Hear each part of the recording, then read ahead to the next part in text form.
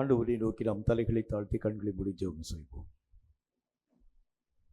எங்கள் அதிகமாக நேசிக்கிற எங்கள் அன்பின் பரலோக பிதாவே, ஆசீர்வதிக்கப்பட்ட அந்த நல்ல நாள் காலை வேளைக்காக உம்முடைய நாமத்தை நன்றியோடு நாங்கள் ஸ்தோத்திரிக்கிறோம். கர்த்தருடைய பெரிதான கிருபையும் இரக்கமும் எங்கள் மேல் பூர்ணமாய் விளங்கும்படி எங்களுடைய சகல பிரயாசங்களையும் முயற்சிகளையும் ஆண்டவரே உம்முடைய நாமத்தினாலே உம்முடைய கரங்களுக்குள் நாங்கள் தாழ்த்தி ஒப்புக் கொடுக்கிறோம்.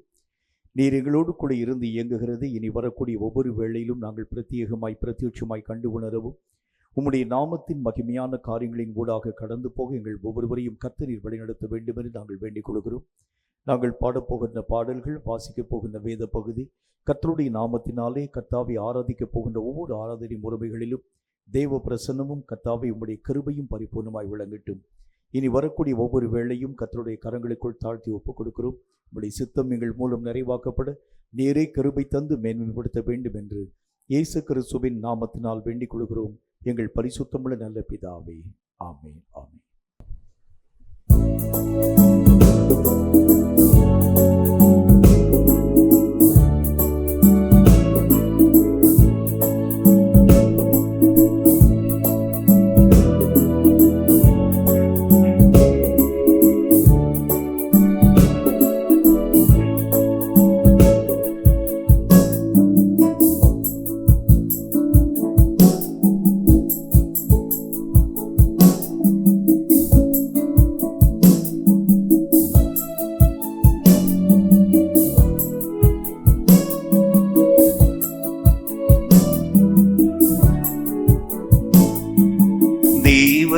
வருகின்றார் வேகம் இறங்கி, தேவ பர்வதம் தம் பாதம் நிறுத்தி, பூமி தனை நியாயம் தீர்த்திடுவார், பூலோக மக்களும் கண்டிடுவார். இயேசு கிறிஸ்து வருகின்றார் இந்த கடைசி காலத்திலே. கர்த்தரை குத்தின கண்கள் யாவும் கண்டு புலம்பிடுமே. கர்த்தரை குத்தின கண்கள் யாவும் கண்டு புலம்பிடுமே.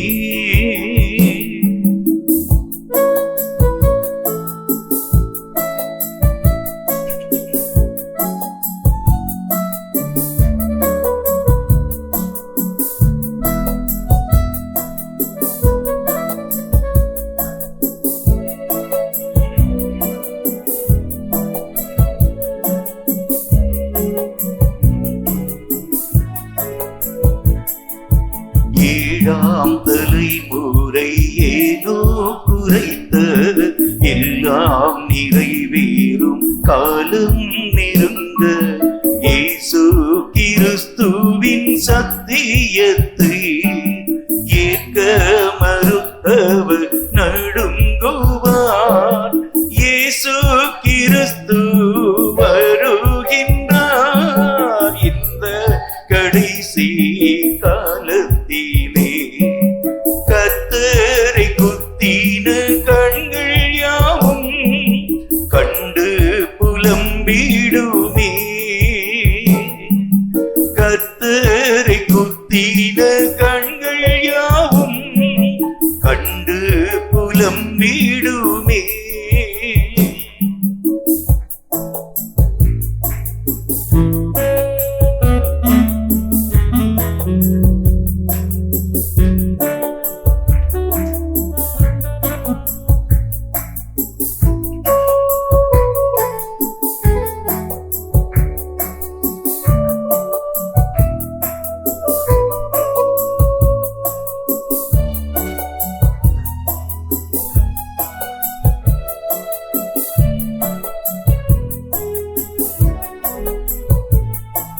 தம்மை விரோதித்த அவபக்தரை, செம்மை வழிகளில் செல்லாதவரை, ஆண்டவராயிரம் பக்தருடே அந்நாளிலே நியாயம் தீர்த்திடுவார்.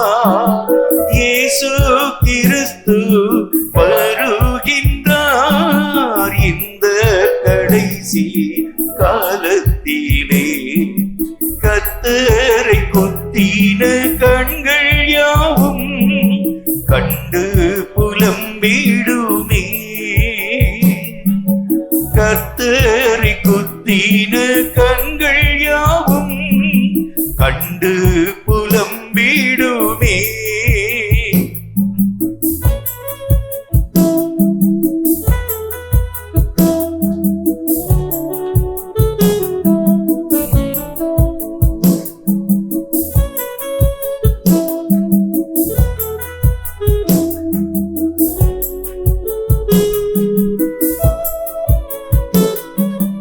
எதை விதைத்தாயோ அதை அறுப்பாய், எல்லா அநீதிக்கும் கூலி பெறுவாய்.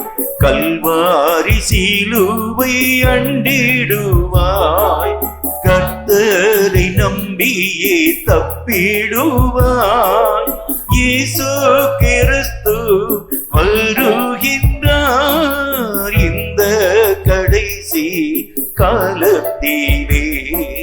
கர்த்தரை குத்தின கண்கள் யாவும் கண்டு புலம்பிடுமே. கர்த்தரை குத்தின கண்கள் யாவும் கண்டு புலம்பிடுமே.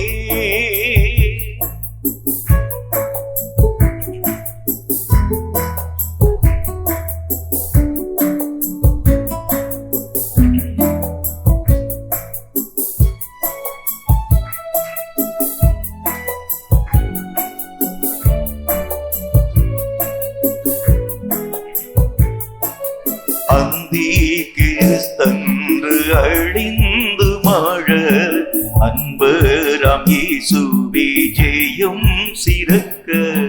வாயில் இருபுறம் கருக்குள்ள வாழால் நெருப்பாக யுத்தம் செய்வார். இயேசு கிறிஸ்து வருகின்றார் இந்த கடைசி காலத்திலே. கர்த்தரை குத்தின கண்கள் யாவும் கண்டு புலம்பிடுமே. கர்த்தரை குத்தின கண்கள் யாவும் கண்டு புலம்பிடுமே.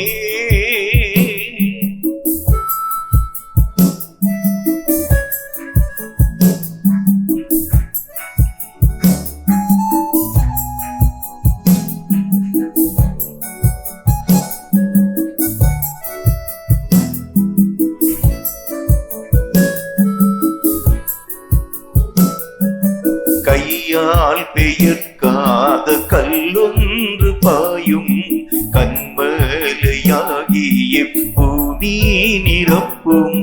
கிரீடங்கள் பாகைகள் காவிழ்ந்திடும், கிறிஸ்தேசு உரிமை பெற்றிடுவார்.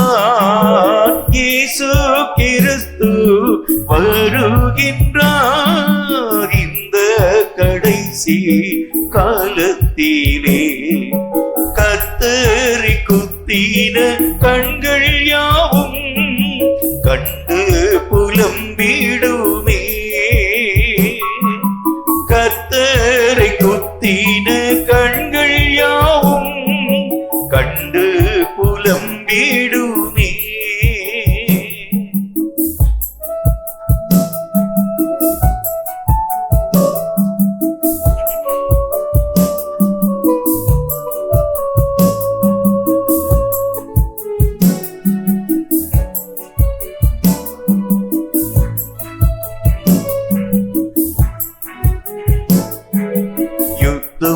தொடங்கும் முன் மத்திய வானம் சுத்தரை அழைக்க கர்த்தரை வாரும். ஆவி மணவாட்டி வாரும் என்றே ஆண்டவர் இயேசுவை அழைக்கிறோ. இயேசு கிறிஸ்து வருகின்றார் இந்த கடைசி காலத்திலே. கர்த்தரை குத்தின கண்கள் யாவும் கண்டு புலம்பிடுமே. கர்த்தரை குத்தின கண்கள் யாவும் கண்டு புலம்பிடுமே. சங்கீதங்களின் புஸ்தகம் 127வது அதிகாரம்.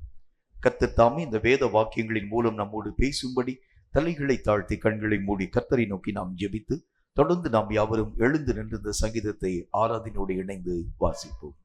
சங்கீதங்களின் புஸ்தகம் 127வது அதிகாரம். கர்த்தர் தாமே இந்த வேத வாக்கியங்களின் மூலம் நம்மோடு பேசும்படி உள்ளத்தை ஒருமனப்படுத்தி கர்த்தரை நோக்கி நாம் யாவரும் இணைந்து ஜெபிப்போம். எங்களை அதிகமாய் நேசிக்கிற எங்கள் அன்பின் பரலோக பிதாவே, உம்மால் எழுதி கொடுக்கப்பட்ட இந்த சத்திய வேத எழுத்துக்களுக்காக ஸ்தோத்திரம். இவைகளை வாசித்து அறிந்து உணர்ந்து இவைகளுக்குரிய சகல பாக்கியங்களையும் நன்மைகளையும் தடையில்லாமல் நாங்கள் பெற்றுக்கொள்ள ஆண்டவராகிய கர்த்தர் ஏற்ற வல்லமைகளை தந்து எங்களை ஆசீர்வதிப்பீராக. உம்மால் உரைக்கப்படுகின்ற ஒவ்வொரு வார்த்தைகளும் எங்கள் ஆவிக்குரிய வாழ்க்கையை கர்த்தராகிய தேவனுக்குள் கட்டி எழுப்பக்கூடிய வல்லமை வாய்ந்தது என்பதை அறிந்திருக்கிறபடினாலே இவைகள் கிடைத்த மாத்திரத்தில் நாங்கள் இவைகளை கர்த்தருடைய நாமத்தினால் உட்கொண்டு இவைகளிலே நாங்கள் பலம் கொண்டு இவைகளின்படி நாங்கள் வாழ்ந்து உம் நாமத்தை மகிமைப்படுத்த கிருபை தர வேண்டும் என்று இயேசு கிறிஸ்துவின் நாமத்தினால் வேண்டிக் கொள்கிறோம் எங்கள் பரிசுத்தமுள்ள நல்ல பிதாவே. ஆமீன், ஆமீன். எழுந்து நின்று 127வது சங்கீதத்தை ஆராதனையோடு நாம் இணைந்து வாசிப்போம். கர்த்தர் வீட்டை கட்டாராகில் அதை கட்டுகிறவர்களின் பிரயாசம் பெறுதார். அல்லேலூயா, அல்லேலூயா, அல்லேலூயா, அல்லேலூயா, அல்லேலூயா, அல்லேலூயா, அல்லேலூயா, அல்லேலூயா. கர்த்தர் நகரத்தை காவாராகில் காவலாளர் விழித்திருக்கிறது பெரிதா. அல்லேலூயா, அல்லேலூயா, அல்லேலூயா, அல்லேலூயா. நீங்கள் அதிகாலையில் எழுந்து நேரப்பட வேலையை தரித்து வருத்தத்தின் அப்பத்தை சாப்பிடுகிறதும் பெரிதா. அவரே தமக்கு பிரியமானவருக்கு நித்திரை அளிக்கிறார்.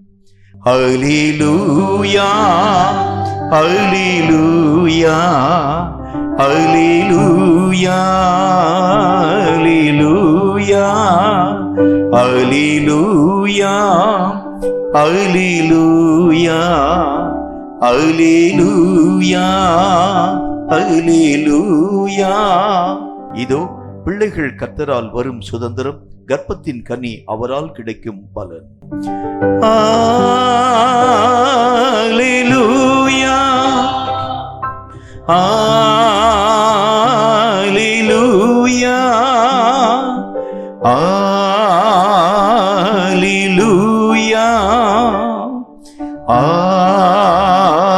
அல்லேலூயா. வால வயதின் குமாரர் பலவான் கையில் உள்ள அம்புகளுக்கு ஒப்பாய் இருக்கிறார்கள். அல்லேலூயா, அல்லேலூயா, அல்லேலூயா, அல்லேலூயா, அல்லேலூயா, அல்லேலூயா, அல்லேலூயா, அல்லேலூயா. அவைகளால் தன் அம்பரா துணியை நிரப்பின புருஷன் பாக்கியவான். அவர்கள் நாணமடையாமல் ஒலிமுக வாசலில் சத்துருக்களோடு பேசுவார்கள். அல்லேலூயா, அல்லேலூயா, அல்லேலூயா, அல்லேலூயா. என்னுள்ளமே இளைப்பாரிடு, ஏசப்பா உனக்கு நன்மை செய்தார். என்னுள்ளமே இளைப்பாரிடு, ஏசப்பா உனக்கு நன்மை செய்தார். கால்கள் இடராமல் காப்பாற்றினார், சாவிலிருந்து விடுவித்தார், கால்கள் இடராமல் காப்பாற்றினார், சாவிலிருந்து விடுவித்தார். என்னுள்ளமே இளைப்பாரிடு, ஏசப்பா உனக்கு நன்மை செய்தார். என்னுள்ளமே இளைப்பாரிடு, ஏசப்பா உனக்கு நன்மை செய்தார். மன்றாடும் போது செவி சாய்த்தார், மறவாமல் உறவாடி மகிழச் செய்தார். மன்றாடும் போது செவி சாய்த்தார், மறவாமல் உறவா மகிழச் செய்தார். என்னுள்ளமே இளைப்பாரிடு, ஏசப்பா உனக்கு நன்மை செய்தார். என்னுள்ளமே இளைப்பாரிடு, ஏசப்பா உனக்கு நன்மை செய்தார். உம்மில் நான் வாழ்கிறேன், உமக்குள்ளே வளர்கிறேன். உம்மில் நான் வாழ்கிறேன், உமக்குள்ளே வளர்கிறேன். அடித்தளம் இரட்சகர் இயேசுவின் மேல் அமைந்து உயரும் கட்டடம் நான். அடித்தளம் இரட்சகர் இயேசுவின் மேல் அமைந்து உயரும் கட்டடம் நான். பெருங்காற்று அசைப்பதில்லை, பெருமழையோ தீரிப்பதில்லை. பெருங்காற்று அசைப்பதில்லை, பெருமழையோ தீரிப்பதில்லை. உம்மில் நான் வாழ்கிறேன், உமக்குள்ளே வளர்கிறேன். உம்மில் நான் வாழ்கிறேன், உமக்குள்ளே வளர்கிறேன். உகந்த காணிக்கையா ஒப்பு கொடுத்தேனையா, சுகந்த வாசனையா நுகர்ந்து மகிழுமையா. எம்மை சுகந்த வாசனையா நுகர்ந்து மகிழுமையா. வேண்டாத பலவீனங்கள் ஆண்டவா முன்வைக்கிறேன். எல்லாரும் வாய்களை திறந்து, வேண்டாத பலவீனங்கள் ஆண்டவா முன்வைக்கிறேன். மீண்டும் தலை தூக்காமல் மாண்டு மடியட்டுமே. மீண்டும் தலை தூக்காமல் மாண்டு மடியட்டுமே. உகந்த காணிக்க அல்லேலூயா ஒப்பு கொடுத்தேனை அல்லேலூயா. சுகந்த வாசனையா அல்லேலூயா நுகர்ந்து மகிழுமையா. எம்மை சுகந்த வாசனையா நுகர்ந்து மகிழுமையா. கண்களை தூய்மையாக்கும் கர்த்தாவுமை பார்க்கணுமே. கண்களை தூய்மையாக்கும் ஆமென் ஆண்டவரே. கர்த்தாவுமை பார்க்கணுமே. என் காதுகள் திறந்தருளும், கர்த்தரும் குரல் கேட்கணும். என் காதுகள் திறந்தருளும், கர்த்தரும் குரல் கேட்கணும். உகந்த காணிக்கை அல்லேலூயா ஒப்பு கொடுத்தேனையா சுகந்த வாசனையா நுகர்ந்து மகிழுமையா எம்மை சுகந்த வாசனையா நுகர்ந்து மகிழுமையா உம்மோடு இருப்பதுதான் என் உள்ளத்தின் வாஞ்சையா உம் சித்தம் செய்வதுதான் என் இதயத்தின் ஏக்கமையா உம்மோடு இருப்பது அல்லேலூயா என் உள்ளத்தின் வாஞ்சையா உம் சித்தம் செய்வதுதான் என் இதயத்தின் ஏக்கமையா ஏசையா உம்மைத்தானே என் முன்னே நிறுத்தியுள்ளே ஏசையா உம்மைத்தானே என் முன்னே நிறுத்தியுள்ளேன் உம்மோடு இருப்பதுதான் என் உள்ளத்தின் வாஞ்சையா உம் சித்தம் செய்வதுதான் என் இதயத்தின் ஏக்கமையா உம்மோடு இருப்பதுதான் என் உள்ளத்தின் வாஞ்சையா உம் சித்தம் செய்வதுதான் என் இதயத்தின் ஏக்கமையா அல்லேலூயா அல்லேலூயா அல்லேலூயா அல்லேலூயா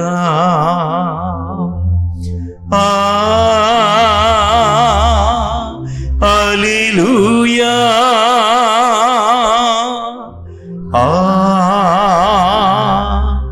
அல்லேலூயா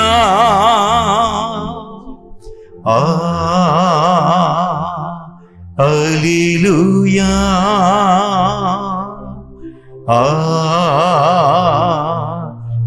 அல்லேலூயா ஆக்கிரமியும் என்னை முழுவதுமா ஆவியானவரே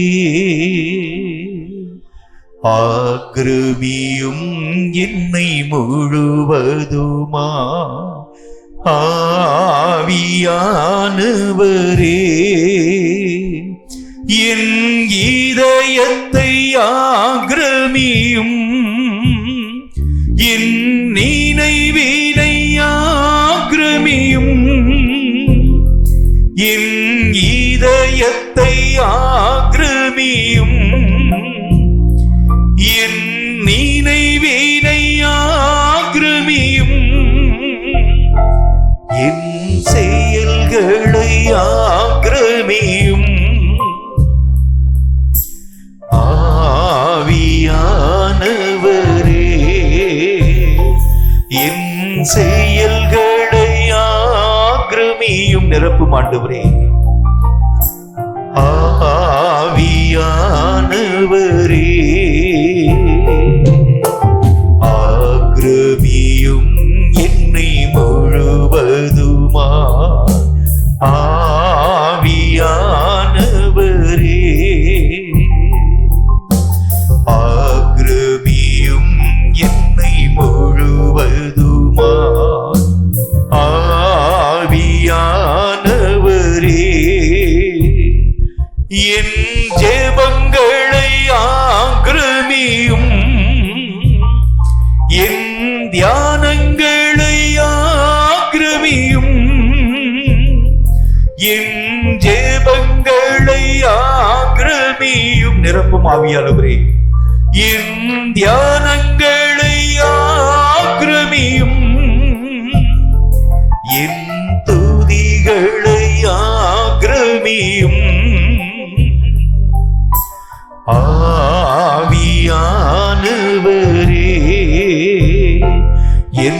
துதி அல்லேலூயா.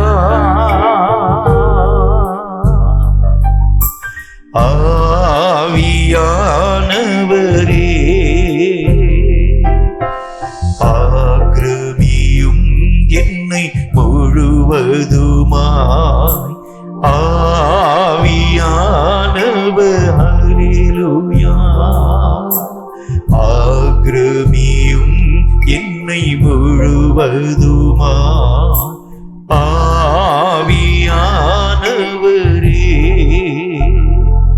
அல்லேலூயா அல்லேலூயா அல்லேலூயா அல்லேலூயா. நிரப்பும் ஆண்டவரே. அல்லேலூயா அல்லேலூயா. கொழுந்து விட்டு எரியட்டும் ஆண்டவர். அல்லேலூயா அல்லேலூயா. அல்லேலூயா. அனல் கொள்ளட்டும் ஆண்டவரே. அலை நெருப்பு ஜுவாலித்து எரிவதாக கர்த்தாவே. அலை நிரப்பும் ஆண்டவரே, நிரப்பும் ஆண்டவரே. அல்லேலூயா அல்லேலூயா. வல்லமையாய் நிரப்பும் ஆண்டவரே. அல்லேலூயா. அக்கினிமயமாய் நிரப்பும் ஆண்டவரே. அல்லேலூயா. கொழுந்து விட்டு எரிய செய்யும் ஆண்டவரே. அல்லேலூயா அல்லேலூயா. நெருப்பாய் இறங்கும் ஆண்டவரே. அல்லேலூயா அல்லேலூயா அல்லேலூயா அல்லேலூயா. நிரப்பும் ஐயா. அல்லேலூயா அல்லேலூயா அல்லேலூயா அல்லேலூயா அல்லேலூயா அல்லேலூயா அல்லேலூயா. பரலோகத்தின் அக்கினி ஒரு தொடுவதாக, பரலோகத்தின் வல்லமை வந்து இறங்குவதாக.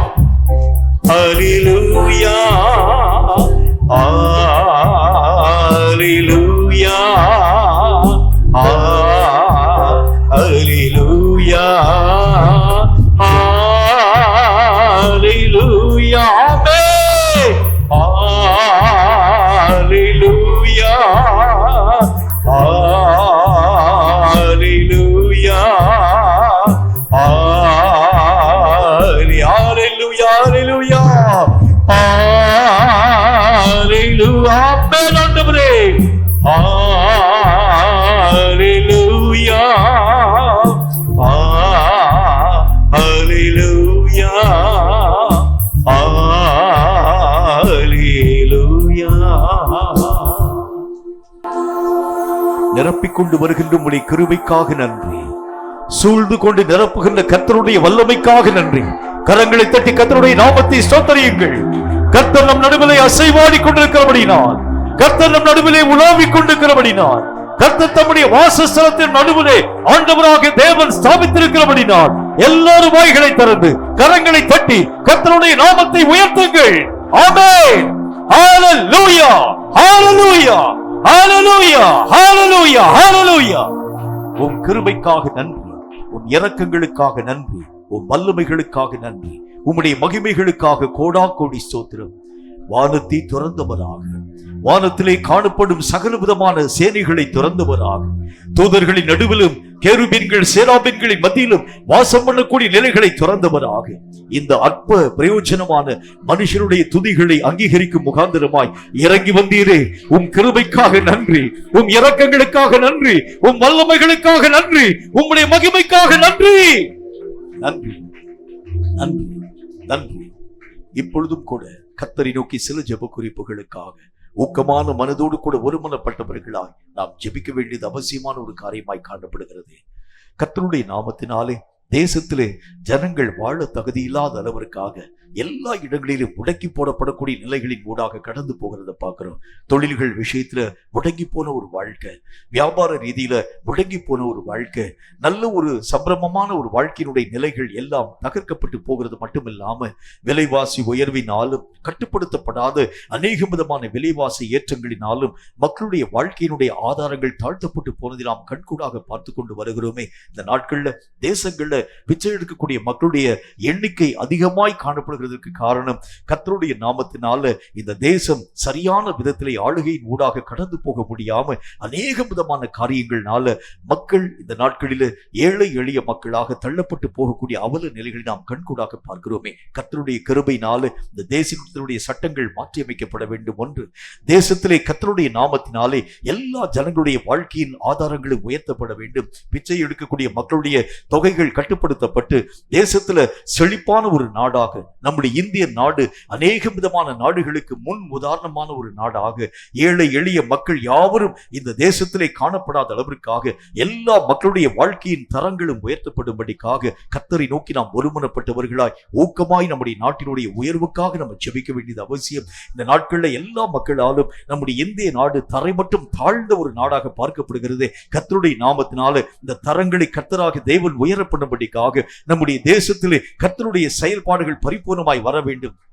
விதைக்கிறவனுக்கு விதையை, புசிக்கிறவனுக்கு ஆகாரத்தை கர்த்தராக தேவன் கொடுக்கும்படிக்காக, விளைநிலங்கள் வைத்திருக்கக்கூடிய மக்களுக்கு நல்ல விளைச்சல்களை கர்த்தராக தேவன் தரும்படிக்காக, இன்னும் என்னென்ன தொழில்களை ஜனங்கள் இந்த நாட்டிலே செய்து கொண்டு வருகிறார்களோ அத்தனை தொழில் வளங்களும் பெருக்கப்படும்படிக்காக நல்ல ஒரு லாபகரமான முன்னேற்றங்களை கர்த்தருடைய நாமத்தினால் அவர்கள் தங்கள் வாழ்க்கையிலே பெற்றுக் கொள்ளும்படிக்காக ஏழை எளிய மக்கள் தேசங்களின் எல்லைகளிலே ஒளிந்து போய் எல்லா ஜனங்களும் ஐஸ்வர்ய சம்பந்தர்களாய் உயர்த்தப்படும்படிக்காக கர்த்தருடைய நாமத்தினால் நம்முடைய இந்திய நாட்டினுடைய தரம் உயர்த்தப்படும்படிக்காக எல்லாரும் வாய்களை திறந்து இது நம்முடைய நாடு. நம்முடைய நாட்டு அநேக விதமான அந்நிய தேசங்கள் மெய்யாகவே கேவலமாய் பேசிக்கொண்டு வருகிறத பார்க்கிறோமே. இனி இப்படிப்பட்ட தரம் தாழ்ந்த நிலைகள் நம்முடைய இந்திய நாட்டின் எல்லைகளிலே காணப்படாதபடி இந்திய நாட்டினுடைய நிலைகளை கர்த்தராக தேவன் தரம் உயர பண்ணும்படிக்காக எல்லாரும் ஒருமனப்பட்டு கரங்களை தட்டி கர்த்தரை நோக்கி ஊக்கமான மனதோடு கூட நாம் யாவரும் இணைந்து நம்ம ஜெபிக்க வேண்டியது அவசியம். கர்த்தருடைய நாமத்தினாலே செய்யக்கூடிய எல்லா பிரயாசங்களுக்கும் ஏற்ற பலன்களை கர்த்தருடைய நாமத்தினால் அவர்கள் ஒவ்வொருவரும் பெற்றுக்கொள்ள வேண்டும்.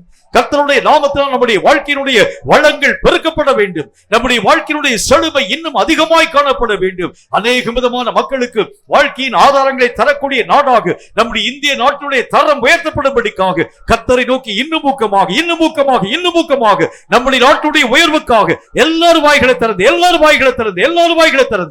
நன்றி ஆண்டவரே.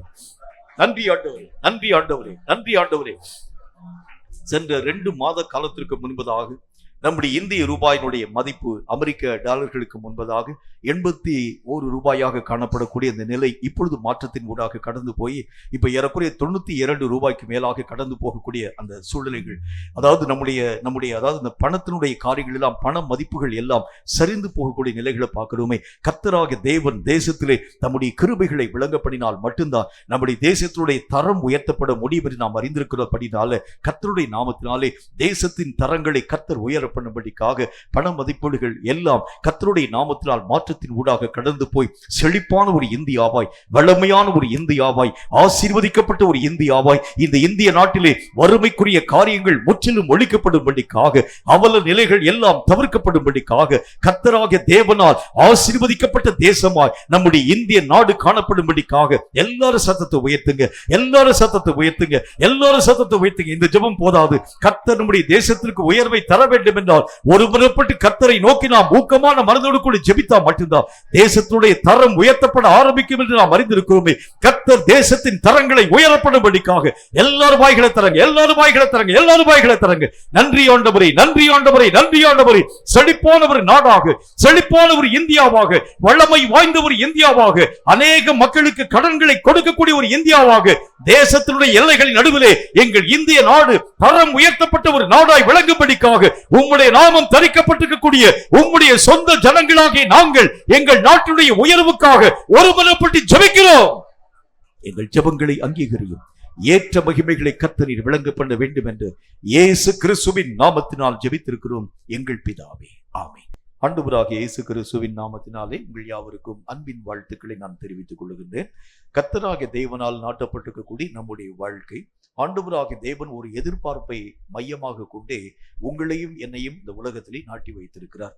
கர்த்தருடைய விருப்பம் எப்படிப்பட்டது அப்படின்னா, உலகத்திலே நாட்டப்பட்டிருக்கக்கூடிய நீங்களும் நானும் கர்த்தராகிய தேவனுடைய விருப்பத்தின்படி மிகுந்த பலன்களை கொடுக்க வேண்டும் என்கிற ஒரே காரியத்தை மையமாக கொண்டே எந்த விதமான மனிதனும் அரைகுறையான ஒரு ஓட்டத்தோடு கூட அல்ல, நிறைந்த பலன்களை தரக்கூடிய ஒரு மக்களாக அவனுடைய வாழ்க்கையுடைய நிலைகள் காணப்பட வேண்டும் அப்படிங்கிறதா ஆண்டவராகிய தேவனுடைய முக்கியமான ஒரு கருத்து. இவைகளுக்கு இசைந்த ஆரம்ப நாட்களிலே காணப்பட்ட அநேகம் பரிசுத்தவான்கள் தங்களுடைய திராணிக்கு மிஞ்சி அவர்கள் ஓடக்கூடியவர்களாய் விளங்க ஆரம்பிச்சாங்க. தங்களால் ஆன மட்டும் அதை காட்டிலும் இன்னும் அதிகமாக பிரயாசத்தின் ஊடாக கடந்து போக ஆரம்பிச்சாங்க. அவர்களுக்கும் கூட நம்மை போல பாடுகள் அதிகமாய் காணப்பட ஆரம்பித்தாலும் கூட பாடுகள் அவருடைய ஓட்டத்தை தடுக்கல. அவங்க தன்னுடைய ஓட்டத்துல வீரியம் காண்பித்தார்களே தவிர பாடுகளை காரணம் காண்பித்து ஓட்டத்தை அவர்கள் தங்கள் வாழ்க்கையை நிறுத்தி போடல. அந்த மக்களுக்கும் இன்னைக்கு நமக்கு இருக்கக்கூடிய ஒரு பெரிய வித்தியாசம் என்ன அப்படின்னா, நம்முடைய வாழ்க்கையில இருக்கக்கூடிய பிரச்சனைகளை காரணம் காட்டி ஓட்டத்தை நம்ம நிறுத்தணும். ஆனா அவங்க பிரச்சனைகளை காரணம் காட்டி ஓட்டத்தை நிறுத்தாமல் இன்னும் தீவிரமாய் அவர்கள் இயக்கத்தின் ஊடாக கடந்து போக ஆரம்பிச்சிடலாம். தேவனுடைய வேதத்தில் நாம் வாசிக்கிறது மாதிரி நிறைவான பலன்களை, மிகுந்த பலன்களை தரும் ஒரு மக்களாக அவருடைய நிலைகள் காணப்பட ஆரம்பித்தது. வேதம் சொல்லக்கூடிய வார்த்தையை வாசிக்கிறேன் பாருங்க. 2 யோவானின் புத்தகம் 8வது வசனம் இந்த வார்த்தையை நமக்கு சொல்கிறது. 2 யோவான் 8வது வசனத்தை வாசிக்கிறேன் கேளுங்க. உங்கள் செய்கைகளின் பலனை இழந்து போகாமல் பூரண பலனை பெறும்படிக்கு எச்சரிக்கையாய் இருங்கள். கர்த்தராகிய தேவனுடைய எதிர்பார்ப்பை நமக்கு முன்னால அவர் சொல்லிட்டார். என்ன காரியத்தை சொல்றாரு அப்படின்னா, மிகுந்த பலன்களை தரும்படிக்கு ரொம்ப எச்சரிக்கையாயிருங்க. அப்படின்னா என்ன அர்த்தம்? எச்சரிக்கை இல்லாமல் இருக்கிறது உண்டானால் மிகுந்த பலன்களை தர முடியாது. சில காரியங்கள்ல கண்ணும் கருத்துமாக நம்முடைய இயக்கத்தினுடைய நிலைகள் காணப்பட ஆரம்பிச்சாதான் தேவனுடைய விருப்பத்தின்படி வாழ்க்கை வாழ நம்மால் முடியும். ஒரு முக்கியமான ஒரு கருத்தை உங்களுக்கு நான் சொல்ல வேண்டியது அவசியம். உங்கள் விருப்பத்தின் வாழ்க்கையை கர்த்தர் ஏற்றுக்கொள்ள மாட்டார். கர்த்தருடைய விருப்பத்திற்கு உட்படுத்தப்பட்ட வாழ்க்கையை தான் கர்த்தராகிய தேவன் அங்கீகரிப்பார். நீங்க கொடுக்கக்கூடிய எந்த விதமான விஷயத்தையும் கர்த்தர் அங்கீகரிக்க மாட்டார். கர்த்தர் எதை நீங்கள் கொடுக்க வேண்டும் என்று சொல்லி உங்களுக்கு முன்னால் சொன்னாரோ அவைகளை கொடுத்தாதான் கர்த்தராகிய தேவன் அங்கீகரிப்பார். நான் என்னுடைய விருப்பத்தின்படி ஏதோ 1-2 காரியத்தை கொண்டு கொடுக்குறேன்னு சொன்னா கர்த்தர் அவைகளை அங்கீகரிக்க மாட்டார். தேவன் எதை விரும்பி நம்மகிட்ட கேட்டாரோ, இப்ப இந்த விருப்பம் ஒவ்வொரு மனிதனுக்கும் வித்தியாசப்படுத்தப்பட ஆரம்பிக்கிறத பார்க்க முடியும். இப்ப எனக்கு ஆண்டவராகிய தேவன் என்னுடைய வாழ்க்கையில வைத்திருக்கக்கூடிய அவருடைய விருப்பம் வேற மாதிரி இருக்கும். உங்க வாழ்க்கையில வச்சிருக்கக்கூடிய விருப்பம் வேற மாதிரி இருக்கும். நீங்க என்னை பார்த்து நீங்க காப்பி அடிச்சிடக்கூடாது. உங்களுக்கு ஆண்டவராகிய தேவன் என்ன விருப்பத்தை வச்சிருக்கிறார் என்பதை நாம் விளங்கி கொண்டு அந்த விருப்பங்களை நாம் முறையான விதத்துல, முழுமையான விதத்தில் நம்ம ஆண்டவருக்கு முன்பதாக கொடுக்க ஆரம்பித்தால் மட்டும்தான் கர்த்தருடைய பரிபூர்ணமான அங்கீகரிப்புக்கு பாத்திரம் உள்ள ஒரு மக்களாக விளங்க முடியும். ஆகவேதான் அப்போஸ்தலர்கள் ஒவ்வொருடைய வாழ்க்கையுடைய நிலைகள் நாம் எடுத்து பார்க்க ஆரம்பிக்கிறது உண்டானா, சில ஜனங்கள் கர்த்தருடைய ஊழியத்தை அந்த எருசலேம் பட்டணத்துக்குள்ளேயே செய்ய ஆரம்பிச்சாங்க. சில ஜனங்கள் யூத கோத்திரத்திற்கு மத்தியிலே செய்ய ஆரம்பிச்சாங்க. சில ஜனங்கள் கர்த்தருடைய நாமத்தினால் புறஜாதி மக்களுக்கு முன்பதாக கடந்து போக ஆரம்பிச்சாங்க. இப்படி ஒவ்வொரு விதமான மனிதருக்கும் கர்த்தர் வெவ்வேறு விதமான அழைப்புக்குரிய காரியங்களை கொடுக்கக்கூடிய அந்த நேரத்துல அவரவர்கள் தங்களுடைய அந்த திறமைகளுக்கு தக்கதாக மிகுதியான பலன்களை தரக்கூடியவர்களாய் கர்த்தருடைய நாமத்தினாலே எருசலேமுக்குள்ளாக மட்டும் ஊழியம் செஞ்சிருக்கக்கூடிய மக்கள் அவர்கள் குறைவான ஒரு பலன்களை கொடுக்கக்கூடிய ஒரு மக்களாக இல்ல, தங்களால் ஆன மட்டும் மிகுந்த பலன்களை தந்தார். அதிகமான பட்டணங்கள் தோறும் கர்த்தருடைய வார்த்தையை அறிவித்தவர்களும் கூட தங்களால் ஆன மட்டும் மிகுந்த பலன்களை கொடுக்க ஆரம்பிச்சாங்க. அப்ப வேதத்துல வாசிக்கிற மாதிரி அழைப்பு வித்தியாசப்படுத்தப்பட ஆரம்பிக்கலாம், ஓட்டம் வித்தியாசப்படுத்தப்பட ஆரம்பிக்கலாம். ஆனால் நீங்கள் கொடுக்கக்கூடிய பலன்கள் மிகுதியான பலன்களை கொடுக்க வேண்டியது அவசியம். நல்ல இந்த ஒரு காரியத்தை நீங்க ஆழமாக விளங்கிக் கொள்ள வேண்டியது அவசியம். என்னால ஆன மட்டும் நான் செஞ்சிருக்கிறேன் ஆண்டவர், எனக்கு இதுக்கு மிஞ்சானா ஒன்றும் செய்ய முடியல. இல்லை, கர்த்தருடைய வேதம் சொல்லுகிறதை போல நீங்க அதாவது இந்த ஒலிம்பிக் ரேஸ்ல நீங்க கடந்து போக, அதாவது நீங்க பார்க்கிறது உண்டானால் அந்த ரேஸ்ல என்ன ஒரு காரியத்தை பார்க்கலாம். மனிதர்களால் ஆகக்கூடிய தன்மைகளுக்கு மிஞ்சி அவர்கள் தங்களுடைய திறமைகளை வெளிப்படுத்துவாங்க. அதாவது நம்ம இந்த ஒரு காரியத்தை இதை எப்படி அவங்க செஞ்சாங்கன்னு சொல்லி யோசிக்க முடியாது. அந்த திறமைய நம்முடைய திராணிக்கு மிஞ்சி இவங்க எப்படி இந்த ஒரு காரியத்தின் ஊடாக கடந்து போக முடிஞ்சிச்சுன்னு யோசிக்கக்கூடிய அளவிற்கு தங்களுடைய முழு அந்த பலத்தை பயன்படுத்தி அந்த திறமைக்கு, மனிதனுடைய திறமைக்கு அப்பாற்பட்ட ஒரு காரியங்களை செயல்படுத்த ஆரம்பிக்கிறத பார்ப்போம். இதே மாதிரி தான் ஒவ்வொரு துறையில் நீங்க எடுத்து பார்க்க ஆரம்பிக்கிறது உண்டானால், இது இந்த சங்கீத துறையா இருக்கட்டும், அதாவது அநேக விதமான பாடங்களை படிக்கக்கூடிய துறையா இருக்கட்டும், இந்த காரியத்தை எப்படி இவர்கள் சாதித்திருப்பார்கள் அப்படின்னு சொல்லி யோசிச்சு பார்த்தா அது ரொம்ப ஒரு ஆச்சரியமான ஒன்றாக விளங்க ஆரம்பிக்கிறதை பார்க்க முடியும். வேதம் சொல்லக்கூடிய வார்த்தையின் அடிப்படையில் மிகுதியான பலன்களை தர வேண்டும் என்று சொன்னால், உங்கள் திராணிக்கு மிஞ்சி நீங்கள் ஆண்டவருடைய நாமத்தினாலே செயல்களை செய்ய வேண்டியது அவசியம். எனக்கு இவ்வளவுதான், என்னுடைய எபிலிட்டி இவ்வளவுதான் செய்ய முடியும் இல்ல, இதற்கு மிஞ்சின ஓட்டத்தின் ஊடாக நீங்க கடந்து போகும்போதுதான், இதற்கு மிஞ்சி நீங்களும் நானும் இயங்க ஆரம்பிக்கும் பொழுதுதான் தேவனுடைய விருப்பத்தின் படியே மிகுந்த பலன்களை உங்களாலும் என்னாலும் தர முடியும் என்று கர்த்தருடைய வேத புத்தகத்தின் வழியாக கற்றுக்கொள்ள ஆரம்பிக்கிறோம். மிகுதியான பலன்களை பலவிதமான மக்கள் கொடுக்க ஆரம்பிச்சாங்க. ஒவ்வொரு விதமான மனிதனுக்கும் ஆண்டவராகிய தேவன் தந்த அந்த ஓட்டத்தினுடைய அடிப்படையில பலன்களை கொடுக்க ஆரம்பித்ததுனாலே, கர்த்தருடைய நாமத்தினாலே இந்த கடைசி நாட்கள் ஆண்டவராகிய தேவன் தம்முடைய வெளிப்படுத்திய விசேஷம் புத்தகத்துல சொல்ல ஆரம்பிக்கிறார். அவர் சொல்றாரு, இந்த 12 அப்போஸ்தலர்களும் கர்த்தருடைய பரிசுத்தமுள்ள வாசல்களிலே முத்துக்களை போல பதிந்திருக்கிறாங்கன்னு சொல்றாரு. அவ்வளவு ஒரு உயர்வான ஒரு காரியத்தின் ஊடாக தேவனாகிய கர்த்தரால் அவர்கள் மெய்யாகவே உருவாக்கப்பட்டதற்கு என்ன காரணம் என்றால், தங்களுடைய திராணிக்கு மிஞ்சி தங்களால் முடியாத ஒரு காரியமாய் காணப்பட ஆரம்பித்தாலும் கர்த்தருக்கென்று அவர்கள் இயங்கும் ஒரு மனிதர்களாக விளங்க ஆரம்பிச்சதா காரணம். இன்றைக்கு நம்முடைய வாழ்க்கையும் இதே விதமான ஓட்டத்தின் ஊடாக கடந்து போகிறது உண்டானால், நிச்சயமாய் நிறைந்த பலன்களை, தேவன் விரும்பக்கூடிய பலன்களை தர நம்மால் முடியும். வசனத்துல இன்றைக்கு ஒரு முக்கியமான கருத்தை பற்றி நான் உங்களோடு கூட பேச வேண்டும் என்று ஆசைப்படுகின்றேன். கர்த்தருடைய வேதம் சொல்கிறதை போல பலன்கள் பெறுகிறதற்கு பலவிதமான மார்க்கங்களை பற்றி கர்த்தருடைய வேதம் சொல்ல ஆரம்பித்தாலும், ஒரு முக்கியமான ஒரு காரியத்தை பற்றி வேதம் சொல்லக்கூடிய முக்கியமான ஒரு வார்த்தையை வாசிக்கிறேன், கவனிங்க.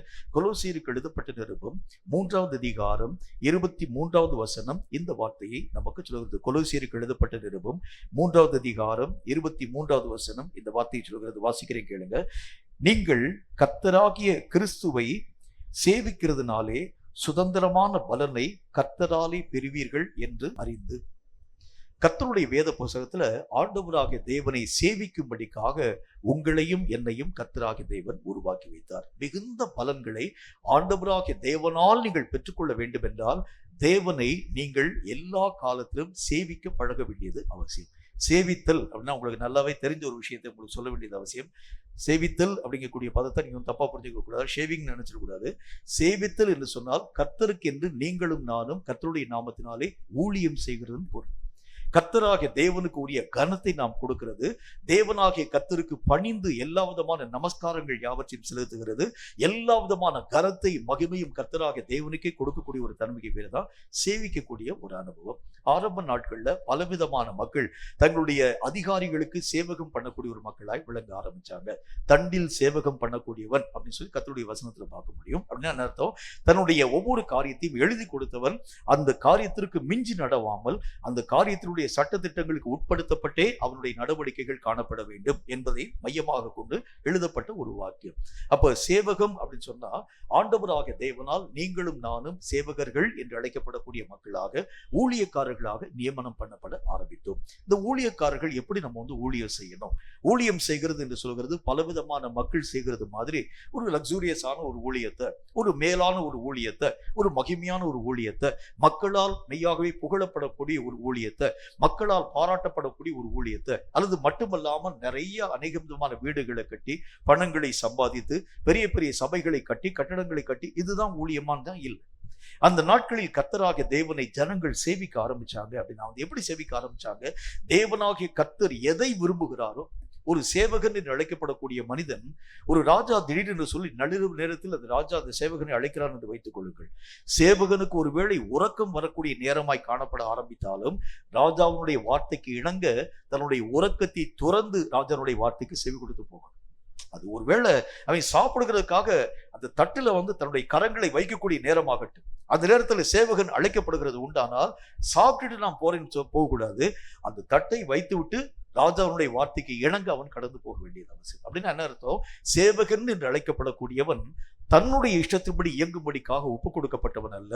யாருக்கு தண்டிலே சேவகம் எழுதி கொடுத்தானோ அவனுடைய விருப்பத்தின்படி இயங்கும்படி அவன் மெய்யாகவே ஆண்டவராகிய தேவனால் நியமிக்கப்பட்டவன். நீங்களும் நானும் யாருக்காக ஒப்பு கொடுக்கப்பட்டிருக்கிறோம்னா, என்னுடைய இஷ்டத்தின்படி வாழும்படிக்காக அல்ல, தேவ இஷ்டத்தின்படி வாழும்படிக்காக அழைக்கப்பட்டிருக்கிறோம்.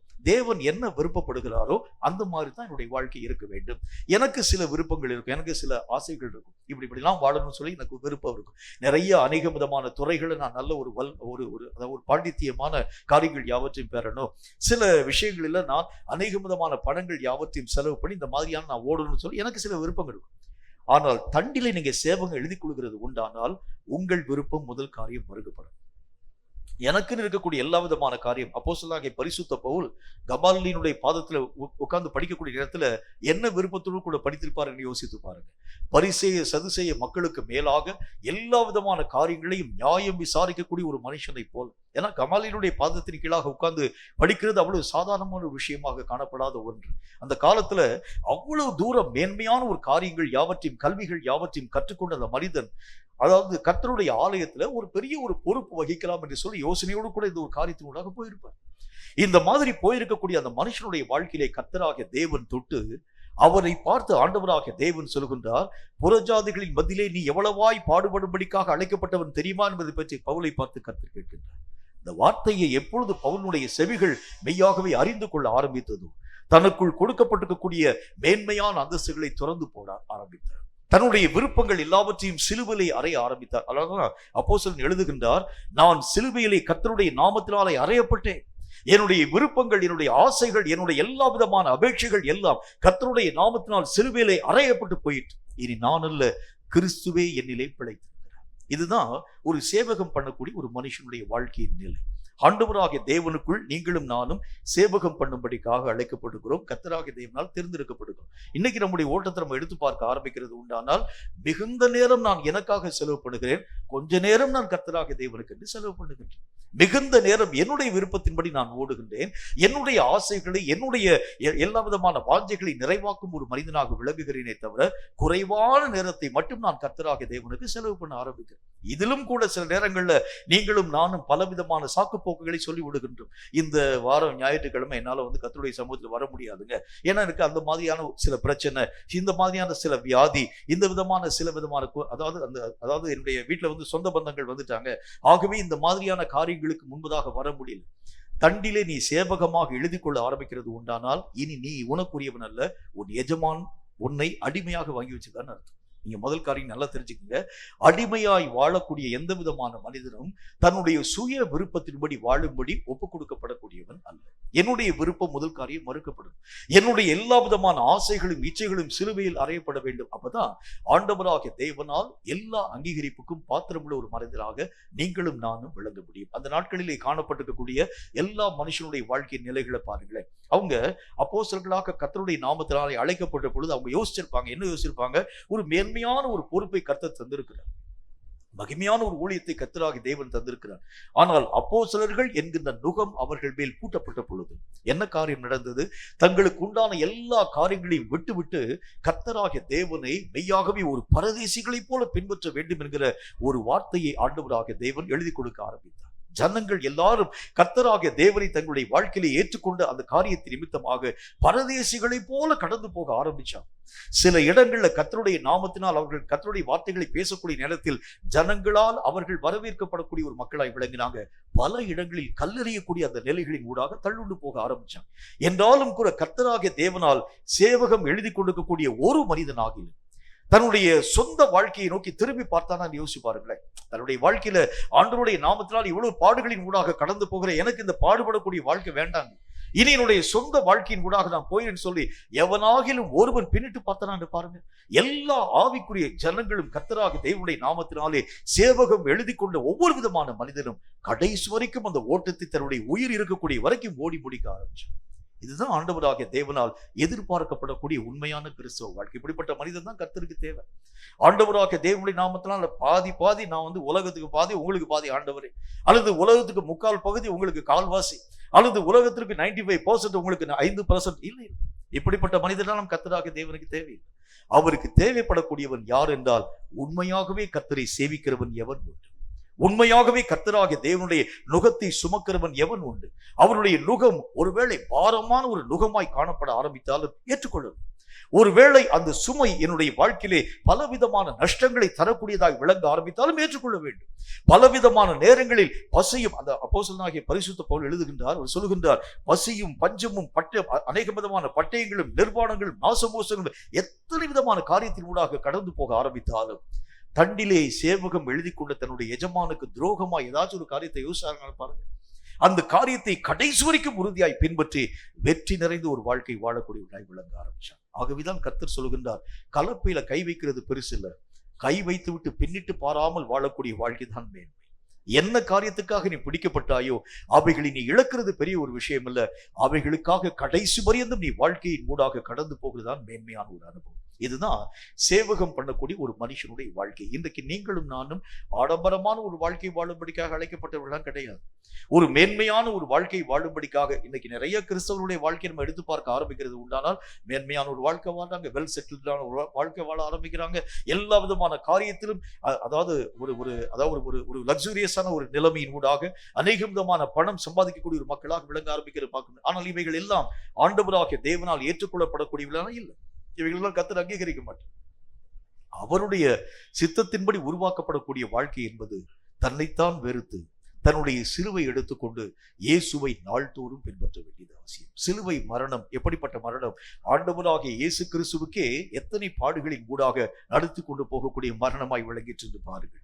அவருடைய சரீரத்திலே மெய்யாகவே போர்த்தப்பட்டிருக்கக்கூடிய எல்லா விதமான ஆடை ஆபரணங்கள் எல்லாம் உரியப்பட்டு நிர்வாண கோலமாக கர்த்தருடைய நாமத்தினாலே சிலுவையை சுமக்கும் இயேசுவுடைய பங்கு. இப்படித்தான் நம்முடைய வாழ்க்கையினுடைய நிலை காணப்பட வேண்டியது அவசியம். அதுதான் சேவகம் பண்ணக்கூடிய மனுஷன். அதனாலதான் கர்த்தராகிய தேவன் சொல்லுகின்றார், என்னை சேவிக்கக்கூடிய மனிதனுக்கு நானே பலன் கொடுக்கக்கூடிய தேவனாய் விளங்குவேன். அந்த வசனத்தை திரும்ப வாசிக்கிற பாருங்க. அவர் என்ன சொல்றார் பாருங்க. கொலோசையர் 3வது அதிகாரம் 23வது வசனம் இந்த வார்த்தை சொல்கிறது, நீங்கள் கர்த்தராகிய கிறிஸ்துவை சேவிக்கிறதுனாலே சுதந்திரமாகிய பலனை கர்த்தராலேயே நீங்கள் பெறுவீர்கள் என்பதை அறிந்து. அவர்தான் உங்களுக்கு நிறைவான பலன்களை. என்னுடைய நாமத்துக்காக எவ்வளவு பாடுபட்டா பாருங்க, என்னுடைய நாமத்துக்காக எவ்வளவு கஷ்டப்பட ஆரம்பிச்சா பாருங்க. தனக்குண்டான மேன்மைகள் எல்லாவற்றையும் திறந்து போட்டான், தனக்குண்டான எல்லா விதமான நன்மைகள் இலக்கு கொடுக்க ஆரம்பிச்சான். எத்தனை விதமான பாடுகள், எத்தனை விதமான வேதனைகள், எத்தனை விதமான உபத்திரவங்கள் அவனுடைய வாழ்க்கையிலே கடந்து வர ஆரம்பித்தாலும் எவ்வளவேனும் தன்னுடைய சொந்த வாழ்க்கையை பின்னிட்டு கூட திரும்பி பார்க்காம என்னையே கருத்தாய் சேவிக்கும் என்னுடைய மனிதனுக்கு நானே பலன்களை தரப்போகிறேன் என்று கர்த்தர் சொல்வார். அது எவ்வளவு பெரிய ஒரு சந்தோஷமான ஒரு காரியம் பாருங்க. கர்த்தராகிய தேவனால் பலன் பெறக்கூடிய ஒரு மேன்மையான ஒரு அனுபவம். கடைசி நாள்ல ஆண்டவராகிய தேவனை சந்திக்கக்கூடிய அந்த ஒரு நாள், இவ்வளோ பாடுகளை பட்டு இவ்வளோ வேதனைகளின் ஊடாக கடந்து போய் அந்த இறுதி நாள்ல ஆண்டவராகிய தேவனை சந்திக்கும்படிக்காக போகக்கூடிய அந்த நாள்ல கர்த்தராகிய தேவன் நம்முடைய பெயரை சொல்லி கூப்பிட்டு, இன்னும் நீ முன்பதாக கடந்து வா என்பதை பற்றி பேசி எல்லா ஜனங்களுக்கு முன்பதாக கர்த்தர் நம்மை பறித்து அநேக விதமான பாராட்டக்கூடிய வார்த்தைகள் யாவற்றையும் பேசி, இவன் எனக்கென்று எத்தனை பாடுகளை பட்டான் தெரியுமா, எத்தனை வேதனைகளின் ஊடாக கடந்து போனான் தெரியுமா, அவனுக்கு அவமானம் வந்தது, நிந்தை வந்தது, பசி வந்தது, நிர்வாணம் வந்தது, தாகம் வந்தது, நாசமோசங்கள் வந்தது. இத்தனை காரியங்களிலும் ஒரு நாளும் என்னுடைய சமூகத்தை விட்டு விலகாதவன் ஆண்டவராகிய தேவனையே இறுதி பரியந்தம் உறுதியாக பின்பற்றக்கூடிய ஒரு மனிதனாய் விளங்க ஆரம்பித்த இவனுக்கு நான் மிகுந்த பலன்களை தருகிறதிலே மிகவும் சந்தோஷப்படுகிறேன் என்று சொல்லி எல்லா தூதர்களுக்கும் பரிசுத்தவான்களுக்கு முன்பதாக அந்த பாராட்டுக்குரிய காரியங்களை கொடுக்கும்போது எப்படி யோசிப்பார். அந்த சந்தோஷம் எவ்வளவு பெரிய ஒரு சந்தோஷம். இந்த ஒரு நிலையைத்தான் ஜனங்கள் ஆரம்ப நாட்களிலே பெறும்படிக்காக கர்த்தரை சேவிக்க நீ நான் என்று போட்டி போட்டுக்கொண்டு காரியங்களை செயல்படுத்த ஆரம்பிச்சோம். இன்னைக்கு நம்ம செய்யக்கூடிய காரியம் என்ன? ஊழியம் என்று சொன்னால் அடுத்த பக்கத்தில் இருக்கக்கூடிய ஆளை தள்ளி விட்டுரும். நீங்க வேணா ஊழியத்துக்கு போங்கன்னு சொல்லு. எனக்கெல்லாம் வேலையெல்லாம் முக்கியமான வேலை, பல விதமான வேலைகள் உண்டு, என்னால மற்ற காரியங்களின் ஊடாக கடந்து போக முடியாது, எனக்கெல்லாம் லீவெல்லாம் கிடைக்காதுங்க, ஆகவே ஊழியத்திற்கு போக வேண்டும் என்று சொன்னால் சில பேர் வேலை வெட்டி இல்லாம வீட்டுல உட்கார்ந்துருப்பாங்க, அவர்களை ஊழியத்துக்கு அனுப்புங்க. கர்த்தருடைய நாமத்தினால அந்த நாட்களிலே காணப்பட்டிருக்கக்கூடிய எல்லா ஜனங்களும் அவமானப்படுத்தப்படுகிறதற்காக போட்டி போட ஆரம்பிச்சார். நான் அவமானப்படுத்தப்பட வேண்டும், நீ அவமானத்தின் கூட கடந்து போக வேண்டும், போட்டி போட்டுக்கொண்டு கர்த்தருடைய பணிகளை செயல்படுத்தும் ஒரு மனிதர்களாய் விளங்க ஆரம்பிச்சால்தான் தேவனாகிய கர்த்தரால் அவர்கள் மிகுந்த பலன்களை பெறும் ஒரு மனிதர்களாக விளங்க ஆரம்பித்தார்கள். கேட்கும் கர்த்தருடைய பிள்ளையே, ஒரே ஒரு ஓட்டம் தான் இது. இவ்வளவு வருஷம் நம்ம ஓடி முடிச்சிட்டோம் நமக்காக. ஆனா இனி வரக்கூடிய கொஞ்ச நாட்களில் ஆகிலும் கர்த்தருக்குன்னு நாம் ஓடுகிறது உண்டானால் அதுவும் எப்படி ஓட வேண்டும்? கர்த்தராகிய தேவனுக்குன்னு நீங்கள் உங்களை அடிமையாக ஒப்பு கொடுத்து அவர் எங்கெங்கெல்லாம் என்னை இயக்குகிறாரோ, எங்கெங்கெல்லாம் என்னை நடத்துகிறாரோ அவைகளை நோக்கி நான் கடந்து போக ஆரம்பிக்கிறது உண்டானால் மறுமையான ஒரு வாழ்க்கை, நித்தியமான ஒரு வாழ்க்கையாக, மகிழ்ச்சியான ஒரு வாழ்க்கையாக விளங்கும் என்கிறதில் சந்தேகம் ஒன்றில்லை. கர்த்தரை சேவிக்கக்கூடிய பகுதி என்றால் அதை பற்றி சில விளக்கங்களை நான் உங்களோடு கூட பேச வேண்டியது அவசியம். கர்த்தருடைய வேதம் சொல்கிறதை போல கர்த்தராகிய தேவனை சேவிக்கக்கூடிய பலவிதமான நிலைகளை பற்றி வேதம் சொல்ல ஆரம்பித்தாலும் சில முக்கியமான கருத்துக்களை உங்களோடு கூட நான் சொல்ல வேண்டியது அவசியம். சில இடங்கள்ல சில கோயில் கட்டி வச்சிருப்பாங்க. இந்த மாதிரி பஸ்ஸில் டிராவல் பண்ணக்கூடிய மக்கள் அவங்க என்ன செய்வாங்க பாருங்க, அந்த கோயிலை பஸ் கிராஸ் பண்ணக்கூடிய நேரத்தில் கையில் இருக்கக்கூடிய காசு தூக்கி போடுவாங்க, அல்லது நெஞ்சில் ஒரே ஒரு சிலுவை வரைஞ்சிக்கிடுவாங்க, அல்லது எழுந்து நின்று இப்படி ஒரு விஷ் பண்ணிட்டு போயிடுவாங்க. ஆனால் கர்த்தரை சேவிக்கிறது அப்படி இல்லை. கர்த்தரை சேவிக்கக்கூடிய விதத்தை பற்றி வேதம் என்ன வார்த்தை சொல்கிறது பாருங்கள். சங்கீதங்களின் புஸ்தகத்துல 2வது அதிகாரம் 11வது வசனம் இந்த வார்த்தையை நமக்கு சொல்கிறது. சங்கீதம் 2வது அதிகாரம் 11வது வசனத்தை வாசிக்கிறேன், கவனிங்க. பயத்துடனே கர்த்தரை சேவியுங்கள், நடுக்கத்தோடு கூடவே களி கூறுங்கள். முதல் காரியம், கர்த்தராகிய தேவன் எதை நம்முடைய வாழ்க்கையில எதிர்பார்க்கிறாரு அப்படின்னா எல்லா விஷயத்திலும் தேவ பயம் நிறைந்த ஒரு மனிதனாக. கர்த்தர் அப்படின்னு சொன்ன உடனே ஆண்டவராகிய தேவன் நான் அழைத்த மாத்திரத்தில் உடனே வந்து விடுகின்றார். 2 பேர் 3 பேர் ஒருமனப்பட்டு கூடி வருகிறது உண்டானால் கர்த்தருடைய பிரசன்னம் உடனே வந்துருது. ஆகவே கர்த்தரை நான் என்னுடைய வாழ்க்கையிலே அலட்சியமாக நினைவு கூற ஆரம்பிக்கிறேன். எனக்கு தெரிந்த ஒரு நல்ல ஒரு நண்பர் அடிக்கடியா என்னோடு கூட ஒரு வார்த்தையை விதமாய் பேசுகிறது வழக்கம். ஏதாகிலும் ஒரு ஊழியத்துக்கு நான் கடந்து போகிறது உண்டானால் கர்த்தருடைய நாமத்தினாலே பஸ்ஸிலே பயணப்படக்கூடிய நேரத்தில் நான் கர்த்தரை நோக்கி ஜெபிக்க ஆரம்பிக்கிறது வழக்கம். எப்படி ஜெபிப்பேன் தெரியுமா? அவர் சொல்லுவார், நான் இந்த இடத்திற்குள்ளாக கர்த்தருடைய வார்த்தைகளை அறிவிக்கும்படிக்காக அழைக்கப்பட்டிருக்கிறேன். ஆண்டவரே, நீங்க போய் அந்த இடத்தை முதலாவது நீங்கள் எல்லா விதமான ஊழியங்கள் யாவற்றையும் செய்யக்கூடிய அளவிற்கு நீர் போய் அந்த இடத்தை தயார்படுத்துங்கள். அங்க இருக்கக்கூடிய மக்கள் யாவரையும் கூட்டி சேர்க்கிறது உங்களுடைய பொறுப்பு. அங்க இருக்கக்கூடிய பிசாசுகள் யாவற்றையும் கர்த்தருடைய நாமத்தினாலே துரத்த வேண்டியது உங்களுடைய பொறுப்பு. அங்கு எல்லா விதமான அரேஞ்ச்மெண்ட்ஸ் யாவற்றையும் மைக் செட்ல எந்த விதமான பழுது வந்துடக்கூடாது, எந்த விதமான பவர் ஃபெயிலியர் வந்துடக்கூடாது. எல்லா விதமான காரியமும் நேர்த்தியாய் உருவாக்கப்பட்ட பிறகு நான் அங்கு உங்களுடைய ஊழியத்தை செய்யும்படிக்காக வர வேண்டும். குறிப்பாக அங்க திடீர்னு சொல்லி மழை வந்துடக்கூடாது, எந்த விதமான பனி வந்துடக்கூடாது. வரக்கூடிய கூட்டத்துல 1-2 நபர், அதாவது 2-3 நபர்கள் கூட மெய்யாகவே குறைவுபட்டு போய்விடக்கூடாது. எல்லா மக்களையும் கூட்டி சேர்க்க வேண்டிய பொறுப்பு உங்களுடைய பொறுப்பு. இப்ப கர்த்தருக்கே ஒரு டவுட் வந்துடும், யாருக்கு ஊழியம் பார்க்கறான்னு தெரியலையே. நான் அவனுக்கு ஊழியம் பார்க்கறானா, அவன் எனக்கு ஊழியம் பார்க்கறானா? கர்த்தராகிய தேவனுக்கு நீங்கள் ஊழியம் செய்கிறது உண்டானால் எந்த பனி வந்தாலும் எந்த மழை வந்தாலும் நீ போய் நிக்கணும். அந்த மழையும் பனியும் தடுக்கிறது உன்னுடைய பணி இல்ல, கர்த்தருடைய வேலையை செய்யும்படிக்காக நீ அழைக்கப்பட்டிருக்கிறாய். கர்த்தருடைய வேத புத்தகத்துல வாசிக்கிறோம், கர்த்தருக்கு கட்டளை கொடுக்கிறது இல்ல, கர்த்தருடைய கட்டளைகளுக்கு அடங்கி நடக்கும்படிக்காக நீயும் நானும் அழைக்கப்பட்டிருக்கிறோம். கர்த்தருக்கு நம்ம அநேக விதமான மக்கள் கட்டளை கொடுக்கும். இது செய்யுங்க, அதை செய்யுங்க, அதை ஒரு காரியத்தை செய்யுங்க. அதுக்கு ஒரே ஒரு வசனத்தை சொல்லுவாங்க, என்னுடைய கரத்தின் கிரியைகளுக்கு நீங்கள் கட்டளை கொடுங்கன்னு சொல்லக்கூடிய வசனத்தை எல்லா விதமான ஜனங்கள் சொல்லி கர்த்தராகிய தேவனுடைய நாமத்தினால் நீங்க கர்த்தருடைய கைகளுக்கு எல்லா விதமான காரியத்தின் கட்டளைகளை கொடுங்க. இல்லை, கட்டளைகளின்படி செய்யும்படிக்காகவே நீங்களும் நானும் அழைக்கப்பட்டிருக்கிறோமே தவிர கர்த்தராகிய தேவனுடைய காரியங்களுக்கு கட்டளை கொடுக்கும்படிக்காக அழைக்கப்பட்டவர்கள் அல்ல. இன்னைக்கு செய்யக்கூடிய நிறைய ஊழியங்கள் என்ன காரியத்தை செய்யறாங்கன்னு சொன்னா, கர்த்தருக்கு கட்டளை கொடுக்கக்கூடிய ஒரு மக்களாக, கர்த்தருக்கு யோசனை சொல்லக்கூடிய மக்களாக, கர்த்தருக்கு பல விதமான விஷயங்களை பற்றி பேசக்கூடிய மக்களாக இந்த இடத்துல இந்த மாதிரிலாம் நீங்க செய்யக்கூடாது ஆண்டவரே, இந்த இடத்துல இத்தனை விதமான மக்கள் காணப்பட ஆரம்பிக்கிறதுனால இந்த இடத்துல இந்த மாதிரி ஊழியத்தை செய்தால்தான் நலமாக இருக்கும் என்று சொல்லி கர்த்தருக்கே யோசனை சொல்லக்கூடிய அநேக விதமான மக்களை இந்த நாளில் நீங்களும் நானும் பார்க்க முடியும். கர்த்தர் சொல்லுகின்றார், பயத்தோடு கர்த்தரை நீங்கள் சேவிக்க வேண்டும் என்று சொன்னால் எந்த யோசனையுமே இல்லாமல் தேவனுக்கு முன்பதாக போய் உட்காரணும். சில விருப்பங்களை வச்சுட்டு போய் நம்ம கர்த்தருடைய சமூகத்தில் போய் உட்காரக்கூடாது. சில எதிர்பார்ப்புகளை வச்சுட்டு கர்த்தர் இந்த மாதிரி என்கிட்ட பேச வேண்டும் என்று சொல்லி விருப்பங்களை கர்த்தருக்கு முன்பதாக வைத்துக்கொண்டு நீங்களும் நான் போய் உட்காரக்கூடாது. சில காரியங்களை கர்த்தராகிய தேவன் எனக்கு நன்மையான விஷயத்தை தர வேண்டும் என்பதற்காக நான் ஜெபிக்கும் பொழுது கர்த்தருக்கு முன்னால போய் சொல்லுவேன், எனக்கு இது ரொம்ப என்னுடைய மனசுக்குள்ள இந்த ஒரு காரியம் ரொம்ப ஒரு தீவிரமான ஒரு பிரியமாய் காணப்படக்கூடிய ஒன்றா இருக்கிறதுனால இதற்கு இசைவாய் நீர் தீர்க்க தரிசனமான வார்த்தையை சொல்லு. இல்லை, பயத்தோடு செய்வீங்கள் என்று சொன்னால் நீங்க ஒரு நில் பேலன்ஸாக ஒண்ணுமே இல்லாத ஒரு மக்களாக ஜீரோவாக போய் உட்காருங்க. கர்த்தர் பேசும் வார்த்தை ஒருவேளை அது உங்களுக்கு விரோதமான வார்த்தையாக இருக்க ஆரம்பித்தால் கூட, உங்களுக்கு எதிரடையான உங்கள் விருப்பத்திற்கு மாற்று கருத்தாக காணப்படக்கூடியதாக இருக்க ஆரம்பித்தாலும் கூட, அவைகளை முழுக்க நீங்கள் ஏற்றுக்கொள்ள பழகுகிறதால் பயத்தோடு கர்த்தரை சேவிக்கும் ஒரு அனுபவம். அந்த நாட்களில் காணப்பட்டிருக்கக்கூடிய மக்களுடைய நிலைகளை பார்க்கிறோம். ஆண்டவராகிய தேவனுடைய நாமத்தினாலே கர்த்தராகிய தேவனுடைய விருப்பத்தின்படி ஜனங்கள் ஊழியத்தின் ஊடாக போறாங்க. ஊழியத்தின் ஊடாக போகக்கூடிய நேரத்துல சில ஜனங்கள் அங்க காணப்படக்கூடிய அப்போஸ்தலர்கள் ஒரு முக்கியமான ஒரு இடத்திற்குள்ளாக ஊழியத்திற்கு போக வேண்டும் என்று சொல்லி அவர்கள் திட்டம் போடுறாங்க. இந்த இடத்திற்குள்ளாக நாளை தினத்துல ஊழியத்திற்கு போகலாம் என்று சொல்லி. ஆனால் அன்றைக்கு இரவில் பரிசுத்தமுள்ள ஆவியானவராகிய தேவன் அவர்களை ஊழியத்திற்கு போக விடாமல் தடுக்கிறார். என்ன நாங்க ஊழியத்திற்கு தான் வந்திருக்கிறோம், ஏன் இந்த மாதிரியான ஊழியத்திற்கு போக விடாம அநேக விதமான தடைகள் யாவற்றையும் கொடுக்க ஆரம்பிக்கிறீங்க? திடீரென்று சொல்லி ஆண்டவருடைய நாமத்தினாலே ஒரு மனிதன் ஒருவன், மக்கெதோனியா நாட்டை சேர்ந்திருக்கக்கூடிய ஒரு மனிதன் ஒருவன் வருகிறதாகும். அவன் வந்து அவர்களை பார்த்து சொல்லக்கூடிய வார்த்தையாக, நீங்கள் எங்கள் பகுதிக்கு வந்து ஊழியங்களை செய்யும்படிக்காக தயவு செய்து வர வேண்டும் என்று சொல்லக்கூடிய அந்த காரியங்களை அவர்கள் புரிந்து கொண்டு தங்கள் விருப்பங்களை மறுத்து தேவ திட்டங்களுக்கு தங்களை ஒப்புக் கொடுக்க ஆரம்பிச்சார். அப்போ முதல் காரியம் என்ன விஷயம் என்று சொன்னால், ஒரு சேவிக்கிறதுனா என்ன அர்த்தம் என்றால், என்னுடைய விருப்பங்கள் எல்லா விதமான காரியங்களையும் முதல் காரியம் மறுக்கப்படும்.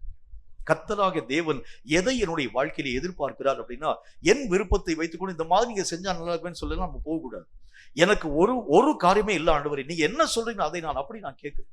நீங்க நில்லுன்னு சொன்னா நிக்கிறேன், உட்கார்ந்து சொன்னா உட்கார்றேன், போன்னு சொன்னா போறேன், வருன்னு சொன்னா வருகின்றேன். இல்ல நீ வந்து ஒரு 10 நாள் எங்க ஊழியத்துக்கே போகாதுன்னு சொன்னா நான் பேசாம உட்கார்ந்துருக்கேன். கர்த்தர் இஸ்ரவேல் மக்களை நடத்தக்கூடிய அந்த வழிகளை பாருங்களேன்.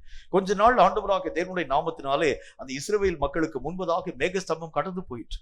கடந்து போகக்கூடிய நேரங்களில் பாளையங்கள், எல்லா விதமான ஜனங்களும் பாளையங்கள் யாவற்றையும் அவர்கள் காலி பண்ணி கொண்டு அந்த மேகஸ்தம்பத்தை பின்பற்றி கடந்து போனாங்க. சில நாட்கள் ஒரே இடத்துல மேகஸ்தம்பம் ரொம்ப நாள் அப்படி தங்கிடும். அப்ப அந்த நேரத்துல வந்து கர்த்தாவே நாம வந்து பண்ண வேண்டிய பிரயாணம் ரொம்ப தூரம் இருக்கிறது, ஏன் இந்த மாதிரி ஒரே இடத்தை நீங்களும் கேட்கக்கூடாது. அந்த மேகஸ்தம்பம் தங்கி இருக்கக்கூடிய வரைக்கும் நீங்க அமைதியா இருக்கணும். அது மீண்டும் எழும்பும் பொழுதுதான் நீங்கள் உங்கள் பயணத்தை தொடர வேண்டும். இதுதான் கர்த்தருக்கு பயத்தோடு கூட சேவிக்கக்கூடிய ஒரு அனுபவம்.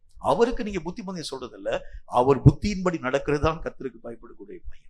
அவருடைய விருப்பத்திற்கு மாறாக காரியங்களை செய்கிறதல்ல, அவருடைய விருப்பம் அறிந்து செய்கிறதா தேவனுக்கு பயப்படக்கூடிய பயம். அவர் எதை என்னுடைய வாழ்க்கையிலே விரும்புகின்றார், நான் என்ன காரியத்தின் ஊடாக கடந்து போக வேண்டும், என்ன செய்யணும், எதை ஆண்டவராகிய தேவன் என்னுடைய வாழ்க்கையின் மூலம் செயல்படுத்த வேண்டும் என்கிற விருப்பத்தை என்னுடைய வாழ்க்கையிலே உருவாக்கி கொண்டு வருகிறார். உட்கார்ந்து கேளுங்க. கர்த்தருடைய வசனத்தில் ஆண்டவராகிய தேவன் சொல்லுகின்றார், நீங்கள் அமர்ந்திருந்து நானே தேவன் என்று அறிந்து கொள்ளுங்கள். நான் வந்து உங்களுக்கு தேவையான காரியங்களை சொல்லக்கூடிய வரைக்கும் நீங்கள் அமர்ந்திருக்க வேண்டியது அவசியம். நீங்க பல விதமான யோசனைகளின் ஊடாக கடந்து போய் இப்படி கர்த்தராகிய தேவன் இந்த மாதிரி கூட்டிட்டு போவாரா, அந்த மாதிரி கூட்டிட்டு போ, நீங்கள் நான் யோசிக்கவே கூடாது. கர்த்தருடைய சமூகத்தில் உட்கார்ந்திருந்து அவர் பேசும்படிக்கு அமர்ந்திருங்க. அவர் என்ன காரியத்தை சொல்கிறாரோ அதற்கு மாற்று கருத்துக்களை சொல்லாமல் அவைகளை அப்படியே ஏற்றுக்கொள்ள பழகுகிறது உண்டானால் பயத்தோடு நீங்கள் கர்த்தராகிய தேவனை சேவிக்கிறீர்கள் என்று சொல்லுவார். பயத்தோடு நீங்கள் கர்த்தரை நீங்கள் சேவிக்க வேண்டும். கர்த்தராகிய தேவனுக்குள் களி கூற வேண்டும். வசனத்தில் என்ன விதமான காரியத்தை வந்து பார்க்கிறோம், பிலிப்பியருக்கு எழுதப்பட்ட நிறுவனத்தை பார்க்கிறோம். சந்தோஷமாயிருங்கள் சந்தோஷமாயிருங்கள் என்று மறுபடியும் உங்களுக்கு சொல்கிறேன். சந்தோஷமா இருக்கணும் என்றாலும் கூட எப்படி இருக்க வேண்டுமாம், நடுக்கத்தோடு கூட சந்தோஷமாயிருங்கள். அதுதான் கர்த்தர் சொல்றாரு. நீங்க கர்த்தருடைய நாமத்தினால கர்த்தராகிய தேவனுடைய சமூகத்திலே சந்தோஷமா இருக்க வேண்டும் என்றாலும் ஒரு பயம் உள்ள ஆண்டவராகிய தேவனுக்கு முன்பதாக நீங்களும் நானும் களி கூறணும். ஒரு பயத்தோடு கூட களி கூறும் ஒரு அனுபவம், ஒரு சந்தோஷப்பட வேண்டும், ஒரு பயத்தோடு கூட சந்தோஷப்பட. கர்த்தருடைய நாமத்தினால சந்தோஷத்தின் மிகுதினால ஆண்டவராகிய தேவனுடைய ஷோல்டர் போய் தட்டிடக்கூடாது. பயத்தோடு கூட நீங்களும் நானும் இருக்கணும். ஏன்னா அவர் கர்த்தர், நீங்களும் நானும் அற்ப பிரயோஜனமான சாதாரணமான மனிதர்கள். ஆகவே நீங்களும் நானும் தேவனுடைய சமூகத்திலே சேருகிறதற்கு எந்த விதமான உரிமையும் எடுத்துக்கொள்ளக்கூடிய ஒரு மக்களாக இல்லை. கர்த்தரை பற்றி சில வார்த்தைகள் உங்களுக்கு நான் சொல்ல வேண்டியது அவசியம். இந்த பூமியிலே காணப்படும் எல்லா விதமான காரியங்கள், ஒருவேளை இந்த உலகத்திலே நீங்களும் நானும் வசிக்க ஆரம்பிக்கிறோம். இந்த உலகத்திலே எத்தனை பகுதிகளை நாம் பார்த்திருக்கிறோம் அப்படின்னு சொல்லக்கூடிய ஒரு கேள்வியை கேட்டோம்னா, எத்தனை பகுதி நமக்கு தெரியும், எத்தனை பகுதி போய் பார்த்திருக்கிறோம் அப்படின்னு கேட்டோம்னா ஒரு பகுதி கூட இல்லைங்க. இங்க இருந்து அந்த பக்கத்து கிராமத்துக்கு போயிருக்கேன், அந்த கிராமத்துக்கு இவ்வளவுதான் தெரியும். திருநெல்வேலி மாவட்டத்தில் சில இடங்களில் கூட நான் கடந்து போயிருக்கேன். ஒருவேளை சில ஜனங்கள் கொஞ்சம் மேல அதிகமாக அதாவது இந்த தமிழ்நாட்டில் இருக்கக்கூடிய சில பகுதியில் நான் போய் பார்த்துருக்கிறேன். சில மக்கள் அதாவது இந்தியாவில் இருக்கக்கூடிய சில மாநிலங்களின் ஊடாக நான் கடந்து போய் இவ்வளவுதான் சொல்லுவோம். மேக்சிமம் வெவ்வேறு நாடுகளின் ஊடாக கடந்து போயிருக்கக்கூடிய மக்களுடைய நிலைகளை நம்ம எடுத்து பார்க்கிறதுனா ரொம்ப சொற்பம். இந்த உலகத்திலேயே நீங்களும் நானும் பாராத அநேகம் விதமான நாடுகள் உண்டு. எத்தனையோ விதமான நாடுகள், எத்தனையோ விதமான கலாச்சாரங்கள் இருக்கக்கூடிய ஒவ்வொரு விதமான பகுதி. இந்த உலகத்தை தாண்டி இந்த உலகத்தையே ஜனங்கள் பேசும்போது அவங்க என்ன சொல்றாங்க அப்படின்னு பாத்தீங்கன்னா, ஒரு பெரிய ஒரு வரைபடம் ஒன்றை வரைந்து அதுல உலகத்தை நாம் மெய்யாகவே குறிப்பிட வேண்டும் என்று சொல்லி ஒரே ஒரு புள்ளியை, அதாவது பென்சிலினுடைய முனை பகுதியிலே ஒரு சின்ன ஒரு புள்ளியை வைத்தால் கூட அதுல இருக்கக்கூடிய அந்த ஆங்கிள் வந்து தவறா இருக்க ஆரம்பிக்கிறதுனால பூமியை ஒரு புள்ளியை வைத்து கூட மென்ஷன் பண்ண முடியாதுன்னு சொல்லி அநேக விதமான வல்லுநர்கள் சொல்றாங்க. இந்த உலகத்திலே நீங்களும் நானும் பார்க்காத பல பகுதிகள் உண்டு. இந்த உலகத்தை தாண்டி இந்த உலகமே அண்ட சராசரங்களிலே ஒரு பொருட்டாக நினைவு கூறப்படாது இருக்கக்கூடிய ஒரு பகுதி. கர்த்தராகிய தேவன் இந்த உலகத்தை மட்டுமல்ல, உலகத்தை தாண்டி அண்ட சராசரங்கள் யாவற்றையும் இயக்கக்கூடிய கர்த்தர் எவ்வளவு பெரிய வல்லமை நிறைந்த ஒரு தேவனாக இருப்பார். யோசிப்பாரு, எவ்வளவு பெரிய ஒரு தேவனாகிய கர்த்தருக்கு முன்பதாக கண்ணுக்கே புலனாகாது இருக்கக்கூடிய நீங்களும் நானும் போய் நிற்கும் போது எப்படி நிக்கணும் யோசிச்சு பாருங்க. வசனம் என்ன விதமான காரியத்தை சொல்கிறது? பயத்தோடு நீங்கள் அவருக்கு முன்பதாக போய் நில்லுங்க. நீங்கள் கடிகூற வேண்டும் என்று சொன்னாலும், சந்தோஷப்பட வேண்டும் என்று சொன்னாலும், நடுக்கத்தோடு கூட நீங்கள் கர்த்தராகிய தேவனுக்குள் கடிகூற நீங்கள் பிரயாசப்படுங்க. ஏனென்றால் அவர் மகாபெரிய வல்லமையிலே நிறைந்த ஒரு தேவன். நம்முடைய சக்திக்கும் நம்முடைய நினைவுக்கும் அப்பாற்பட்ட காரியங்களை உருவாக்கக்கூடிய கர்த்தர். நம்முடைய நினைவுக்கு நம்முடைய யோசனைக்கு உட்படாத ஒரு வாழ்க்கை வாழக்கூடிய அவருடைய தன்மை நமக்கு தெரியாது. அவருடைய விஷயங்களை ஓரளவு 1-2 காரியங்களை அறிந்திருக்கக்கூடிய நீங்களே இத்தனை விதமான விஷயங்களை பற்றி பேசுகிறது உண்டானால், சகலத்தையும் அறிந்திருக்கக்கூடிய கர்த்தர் எவ்வளவு பெரிய ஒரு வல்லமை நிறைந்த ஒரு தேவனாய் இருப்பார் என்று பாருங்கள். ஆகவேதான் கர்த்தருடைய வேத புத்தகத்தில் வாசிக்கிறோம், எப்பொழுதும் நீங்கள் ஒரே ஒரு கருத்தை நம்முடைய மனதிற்குள்ளாக வைத்திருக்க வேண்டியது அவசியம். நீங்களும் நானும் மனிதர்கள், அவர் கடவுள். அவருக்கு முன்னால போய் நிற்க வேண்டும் என்று சொன்னால் ஒரு பயமும் ஒரு நடுக்கமும் என்னுடைய வாழ்க்கையில் இருக்கு. அவருக்கு முன்பதாக போய் நீங்களும் நானும் தைரியமா போய் நிற்க முடியாது. எத்தனை விதமான மக்கள் சொல்லுவாங்க, நான் கர்த்தராகிய தேவனை ஒவ்வொரு முறை நான் போய் பார்க்கிறேன். இல்ல, கர்த்தருக்கு முன்பதாக நீங்களும் நானும் நிற்கக்கூடிய ஒவ்வொரு விதமான நேரத்திலும் ஒரு நடுக்கமும் ஒரு பயமும் என்னுடைய வாழ்க்கையில் வரும். ஏனென்றால் அவர் கடவுள், நீங்களும் நானும் சாதாரணமான மனிதர்கள். கர்த்தருடைய வேதம் சொல்கிறதை போல இந்த பயத்தோடும் நடுக்கத்தோடும் கர்த்தராகிய தேவனை நீங்கள் சேவிக்க பழக வேண்டியது அவசியம். எதை நீங்கள் கர்த்தருக்கு என்று செய்தாலும் ஒரு பயம் கலந்த ஒரு மரியாதை, ஒரு பயம் கலந்து ஒரு நடுக்கம். தேவன் என்னை நம்பி இவ்வளவு பெரிய ஒரு பொறுப்பை ஆண்டவராகிய தேவன் தந்திருக்கிறார். ஒரு ஜெபிக்கக்கூடிய ஒரு ஊழியத்தை தந்திருக்கிறாரு. ஒரு கர்த்தருடைய நாமத்தினால் டாக்ஸ் கொடுக்கக்கூடிய ஊழியத்தை தந்திருக்கிறாரு. வானத்தையும் பூமியும் உண்டாக்குன அவ்வளவு பெரிய ஒரு கர்த்தர் என்னை நம்பி இந்த ஒரு காரியத்தை தந்திருக்கிறார் என்று சொன்னால் அது நீங்க அலட்சியம் பாராட்டக்கூடாது. அவைகளை நீங்க பயத்தோடும் நடுக்கத்தோடும் நீங்கள் அந்த காரியத்தை செயல்படுத்துகிறது உண்டானால் உண்மையிலேயே கர்த்தராகிய தேவனை சேவிக்கும் மக்களாக நீங்கள் காணப்படுகிறீர்கள் என்று கர்த்தருடைய வேத புத்தகத்தில் நாம் கற்றுக்கொள்ள முடியும். சேவிக்கிறதுக்கு முதல் தேவை என்ன அப்படின்னா பயம் கலந்த ஒரு மரியாதை. கர்த்தராகிய தேவனுடைய காரியங்களை பற்றி அலட்சியமா நினைவு கூறாது இருக்கக்கூடிய ஒரு தன்மை, ஒரு பயத்தோடு கூட கர்த்தருடைய சமூகத்தில் போய் நிற்கணும். நடுக்கத்தோடு கூட நீங்களும் நானும் அவருக்கு முன்பதாக சந்தோஷப்பட வேண்டியது அவசியம். ஒரு கிறிஸ்துமஸ் பண்டிகை என்று சொன்னாலும் கூட கர்த்தருக்கு முன்பதாக நாம் போய் நிற்கிறது உண்டானால் நடுக்கத்தோடு கூட நீங்களும் நானும் சந்தோஷப்படும். கர்த்தருடைய நாமத்தினால ஒரு பயம் கலந்த மரியாதையை நீங்களும் நானும் கர்த்தராகிய தேவனுக்கு செலுத்துகிறது தான் வேதம் சொல்கிறதை போல அவரை நீங்களும் நானும் மனப்பூர்வமாய் சேவிக்கும் ஒரு மக்களாய் விளங்குகிறோம் என்று கர்த்தர் நமக்கு சொல்கிறார். இரண்டாவது ஒரு காரியத்தை குறித்து கர்த்தருடைய வேதம் என்ன வார்த்தை சொல்கிறது என்று பாருங்கள். ரோமருக்கு எழுதப்பட்ட நிருபத்துல அதுல 1வது அதிகாரம் 25வது வசனம் இந்த வார்த்தையை நமக்கு சொல்கிறது. ரோமருக்கு எழுதப்பட்ட நிருபம் 1வது அதிகாரம் 25வது வசனம் இந்த வார்த்தையை சொல்கிறது. அதை நான் உங்களுக்கு வாசிக்கிறேன், கவனிங்க. என்ன போட்டிருக்கும் பாருங்க. தேவனுடைய சத்தியத்தை அவர்கள் பொய்யாய் மாற்றி சிருஷ்டிகரை தொழுது சேவியாமல் சிருஷ்டியை தொழுது சேவித்தார்கள். அவரே என்றென்றைக்கும் ஸ்தோத்தரிக்கப்பட்டவர். ஆமென். கர்த்தருடைய வேதம் 2வது காரியத்தை நமக்கு சொல்கிறது, யாரை சேவிக்க வேண்டும் என்கின்ற ஒரு நிதர்சனமான உண்மை நம்முடைய வாழ்க்கையில். இன்னைக்கு நிறைய விஷயங்கள்ல நீங்களும் நானும் எதையோ நேசிக்கும் ஒரு மக்களாக, அடிமையாய் வாழக்கூடிய ஒரு மக்களாக விளங்க ஆரம்பிக்கிறதை பார்க்க முடியும். சில ஜனங்கள் காஃபிக்கு அடிமையா இருப்பாங்க. காஃபி காலையில கூட குடுக்காட்டே உங்களுக்கு அவ்வளவு பெரிய கோவம் ஆரம்பிக்கிறத பார்க்க முடியும். சில பேர் சாப்பாட்டுக்கு அடிமையா இருப்பாங்க. இந்த சாப்பாட்டுல ஒரு துளி உப்பு குறைஞ்சு போச்சுன்னா கூட பயங்கரமான சண்டை உருவாக்கப்பட ஆரம்பிக்கிறதை பார்க்க முடியும்.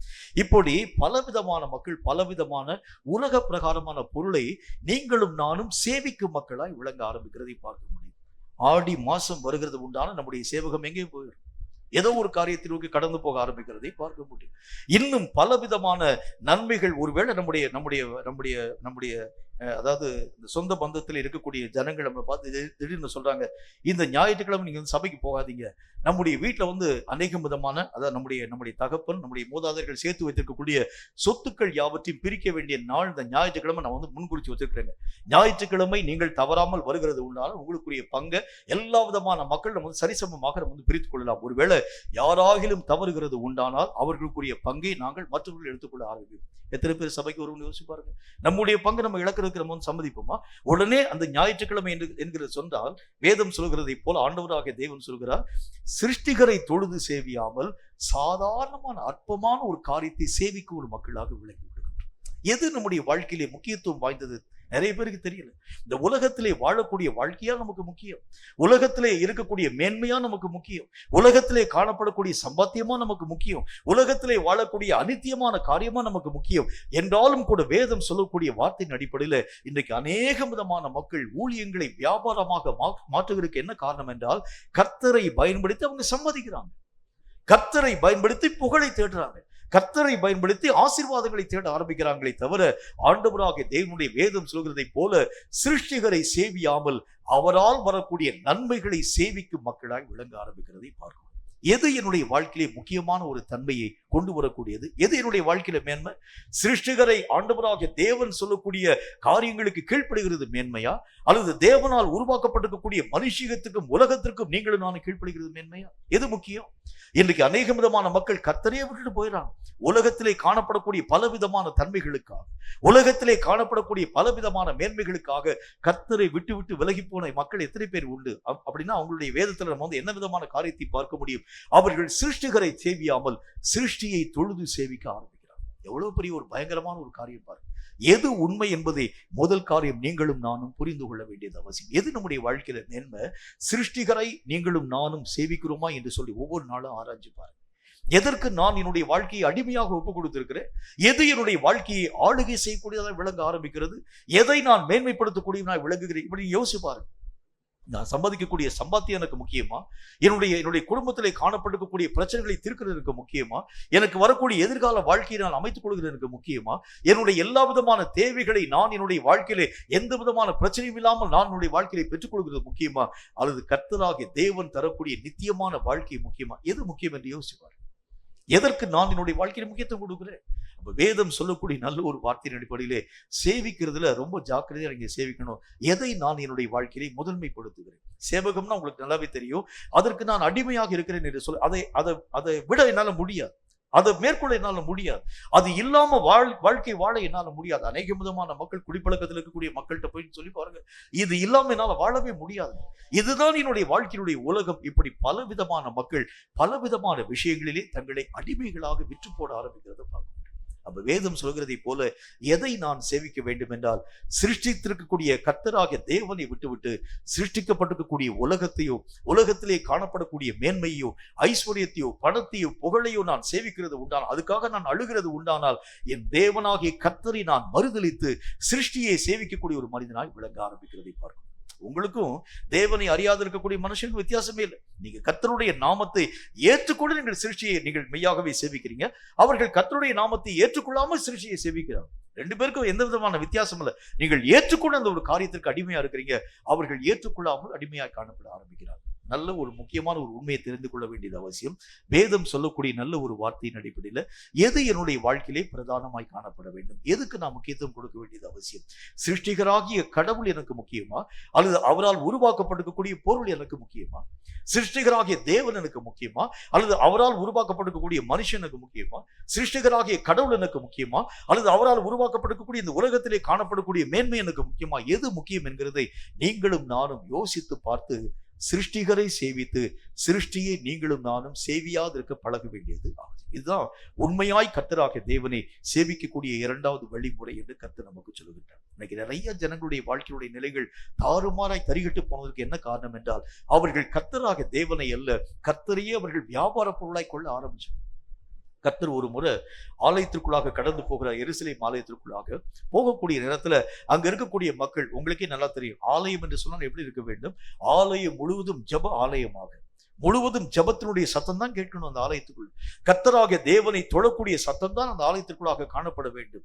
அந்த ஆலயத்துல ஆண்டவராகிய தேவனுடைய நாமத்தினாலே கர்த்தரை ஆராதிக்கக்கூடிய அந்த சத்தமும், கர்த்தருடைய நாமத்தை மகிமைப்படுத்தும் சத்தமும், கர்த்தராகிய தேவனை புகழக்கூடிய பாடல்களின் சத்தமும் தொனிக்க வேண்டிய அந்த ஆலயத்துல அவர் போய் பார்க்கிறாரு. ஒரு பக்கம் பார்த்தா ஆட்டுக்குட்டியுடைய சத்தம் கேட்குது, இன்னொரு பக்கம் பார்த்தா அநேக விதமான கொழுத்த கன்றினுடைய சத்தம் கேட்க ஆரம்பிக்கிறது, இன்னொரு பக்கம் பார்த்தா அநேக விதமான புறாக்கள் விற்பனைக்காக வைக்கப்பட்டிருக்கக்கூடிய நிலைகளை பார்க்கிறாரு. இன்னொரு பகுதியை போய் பார்க்கக்கூடிய நேரத்தில் காசுக்காரர்கள் உட்கார்ந்து கொண்டு கர்த்தருடைய ஆலயத்துக்குள்ளாக கொண்டு போய் செலுத்த வேண்டிய, அதாவது தேவ ஆலயத்துக்குரிய அந்த பணத்தை இந்த உலக பிரகாரமான பணத்திற்கு அவங்க மாற்றக்கூடிய அநேக விதமான காரியங்களை காசுக்காரர்கள் எல்லா ஜனங்களும் உட்கார்ந்து இருக்கிறாங்க. அங்கு ஒரு பெரிய ஒரு சந்தை கடையை போல காணப்படக்கூடிய நிலைகளை கர்த்தருடைய கண்கள் பார்த்த மாத்திரத்துல அவர் சொல்லுகின்றார், இது என்னுடைய ஆலயம், என்னுடைய ஆலயம், இது ஜப வீடு என்று எழுதப்பட்டிருக்கிறது. இதுல ஜபத்தின் சத்தம் கேட்கப்பட வேண்டுமே தவிர இதிலே மக்களுடைய தொனியோ மக்களுடைய காரியமோ இதற்குள்ளாக வருகிறது எப்படி? இதை யாரு இந்த ஆலயத்திற்குள்ளாக இந்த ஒரு காரியத்தை அனுமதிக்க ஆரம்பிச்சாங்க? கர்த்தருக்கு ரொம்ப கோபம் வந்துருச்சு. கயிற்றினாலே சவுக்கை உருவாக்கி எல்லா ஜனங்களையும் கர்த்தர் அடித்து துரத்த ஆரம்பிக்கிறதை பார்க்கணும். அப்படின்னா என்ன அர்த்தம்? ஆண்டவராகிய தேவனுக்கு எது பிரியம் என்று சொன்னால், தேவனுடைய வேதம் சொல்கிறதை போல சிருஷ்டிகளை அல்ல, கர்த்தராகிய தேவனால் உண்டாக்கப்பட்டவைகளை அல்ல, சிருஷ்டிகரை நீங்களும் நானும் தொழுது சேவிக்க பழக வேண்டியது அவசியம். அவருக்கு எது பிரியம் அதைத்தான் நீங்க நேசிக்க பழக வேண்டியது அவசியம். அவருக்கு எது விருப்பம் அதை நீங்கள் உங்களுடைய வாழ்க்கையை ஏற்றுக்கொள்ள பழக ஆரம்பித்தால் சிருஷ்டியை தொழுது சேவியாமல், சிருஷ்டிகள் எல்லாம் ஆண்டவராகிய தேவனால் அந்தந்த நேரத்தில் நம்முடைய வாழ்க்கையிலே கொடுக்கப்பட்டிருக்கக்கூடிய ஒன்று. பல நேரங்கள்ல எனக்கு தெரிந்த ஒரு நல்ல ஒரு நண்பர் ஒருவர் இருந்தார். அவருக்கு என்ன ஒரு பழக்கம் உண்டு என்று சொன்னால், எந்த விதமான பொருளையும் வேஸ்டேஜ் தூக்கிய போட மாட்டார். ஒரு நாள் அவர் வந்து தங்கி இருக்கக்கூடிய அந்த அறைக்கு என்னை அழைத்து கொண்டு போகக்கூடிய நிலையில என்னை கூட்டிட்டு போனார். தம்பி வீட்டுக்கு வாங்கன்னு சொல்லி கூப்பிட்டார். உள்ள அந்த ரூமுக்குள்ள உள்ள போகக்கூடிய இடத்தை பார்த்தா உள்ளே நுழையவே முடியவில்லை. ஒரு பக்கம் பார்த்தா கால்கேட்டு, அதாவது அந்த பேஸ்ட், எல்லா விதமான பேஸ்ட்டுகள் யாவற்றையும் எடுத்து போட்டு அந்த அட்டை டப்பா வரிசை அடக்கி வைக்கப்பட்டிருக்கிறது. இன்னொரு பக்கத்தை பார்த்தா, அதாவது அங்க உள்ள இருக்கக்கூடிய, அதாவது அந்த பேஸ்ட்டுகள் எல்லாம் எடுக்கப்பட்டிருக்கக்கூடிய அந்த எம்டி டியூப், அது ஒரு பகுதி முழுவதுமாக ஷேவிங் பண்ணிருக்கக்கூடிய ரேசர்ல வைக்கக்கூடிய அந்த பிளேடுகள் எல்லாம் ஒரு பக்கத்துல, இன்னொரு பக்கத்துல பார்த்தா அதாவது அந்த பிளேடுகள் சுற்றி இருக்கக்கூடிய அநேக விதமான பேப்பர்கள் ஒரு மூலையில, இப்படி ஏராளமான காரியம். இதை நான் அவரை பார்த்து கேட்டேன், ஏன் இப்படி எல்லாம் உள்ள வச்சிருக்கீங்க? இவ்வளவு, அதாவது ரேசர் பிளேடை வந்து ஷேவ் பண்ணிட்டு வெளியே தூக்கி எரிஞ்சிடணும், அதுதானே உண்மை. அது 1-2 பிளேடுகளை வேணா எதுக்காச்சும் நம்ம வந்து அதாவது ஏதாச்சும் சின்ன ஒரு காரியத்தை இது பண்ண கட் பண்ணுறதுக்காக பயன்படுத்தலாம். ஆனா இத்தனை பிளேடுகளை நீங்க வச்சிருக்கிறதுக்கு என்ன காரணம் என்பதை பற்றி கேட்டேன். இவ்வளவு அந்த பிளேடை சுத்தி இருக்கக்கூடிய பேப்பர் முதற்கொண்டு, அந்த பிளேடை வந்து 2 ரேப்பர் போட்டு சுத்தி இருப்பாங்க. 2 ரேப்பரையும் 2ஐயும் வந்து தனித்தனியா வச்சிருக்கிறார்.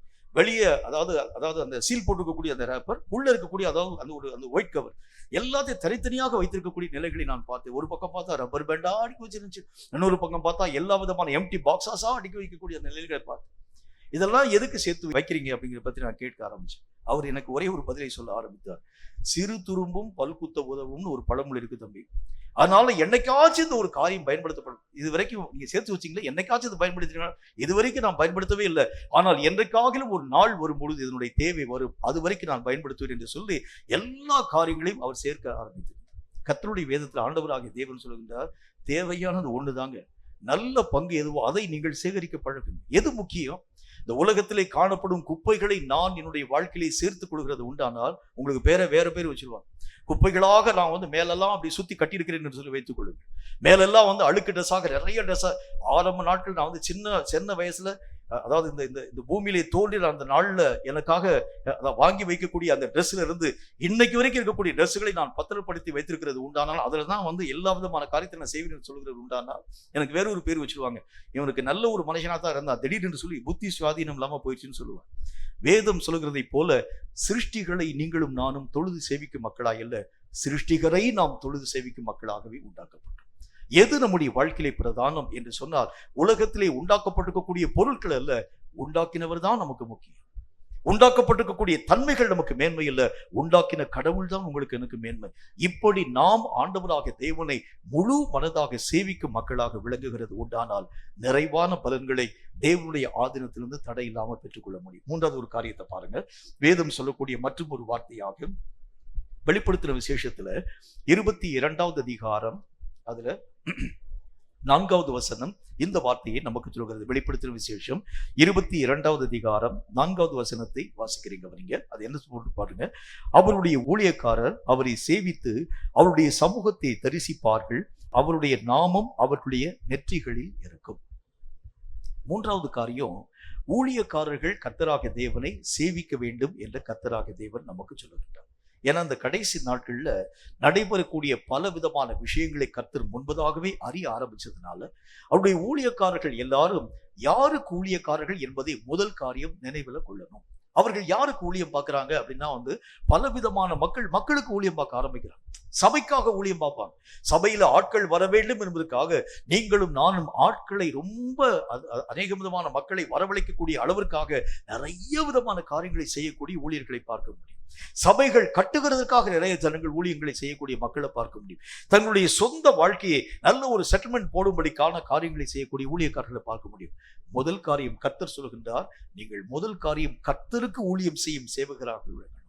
உங்களுடைய தலைவர், உங்களுடைய எஜமான் யாராய் இருக்க வேண்டும் என்று சொன்னால், உலகத்திலே காணப்படும் மேன்மை அல்ல, உலகத்திலே காணப்படும் பணம் அல்ல, உலகத்திலே காணப்படும் அநேக விதமான ஜனங்கள் அல்ல, உங்களுக்கும் எனக்கும் எஜமானாக காணப்படக்கூடியவர் கர்த்தர் ஒருத்தர் தான்.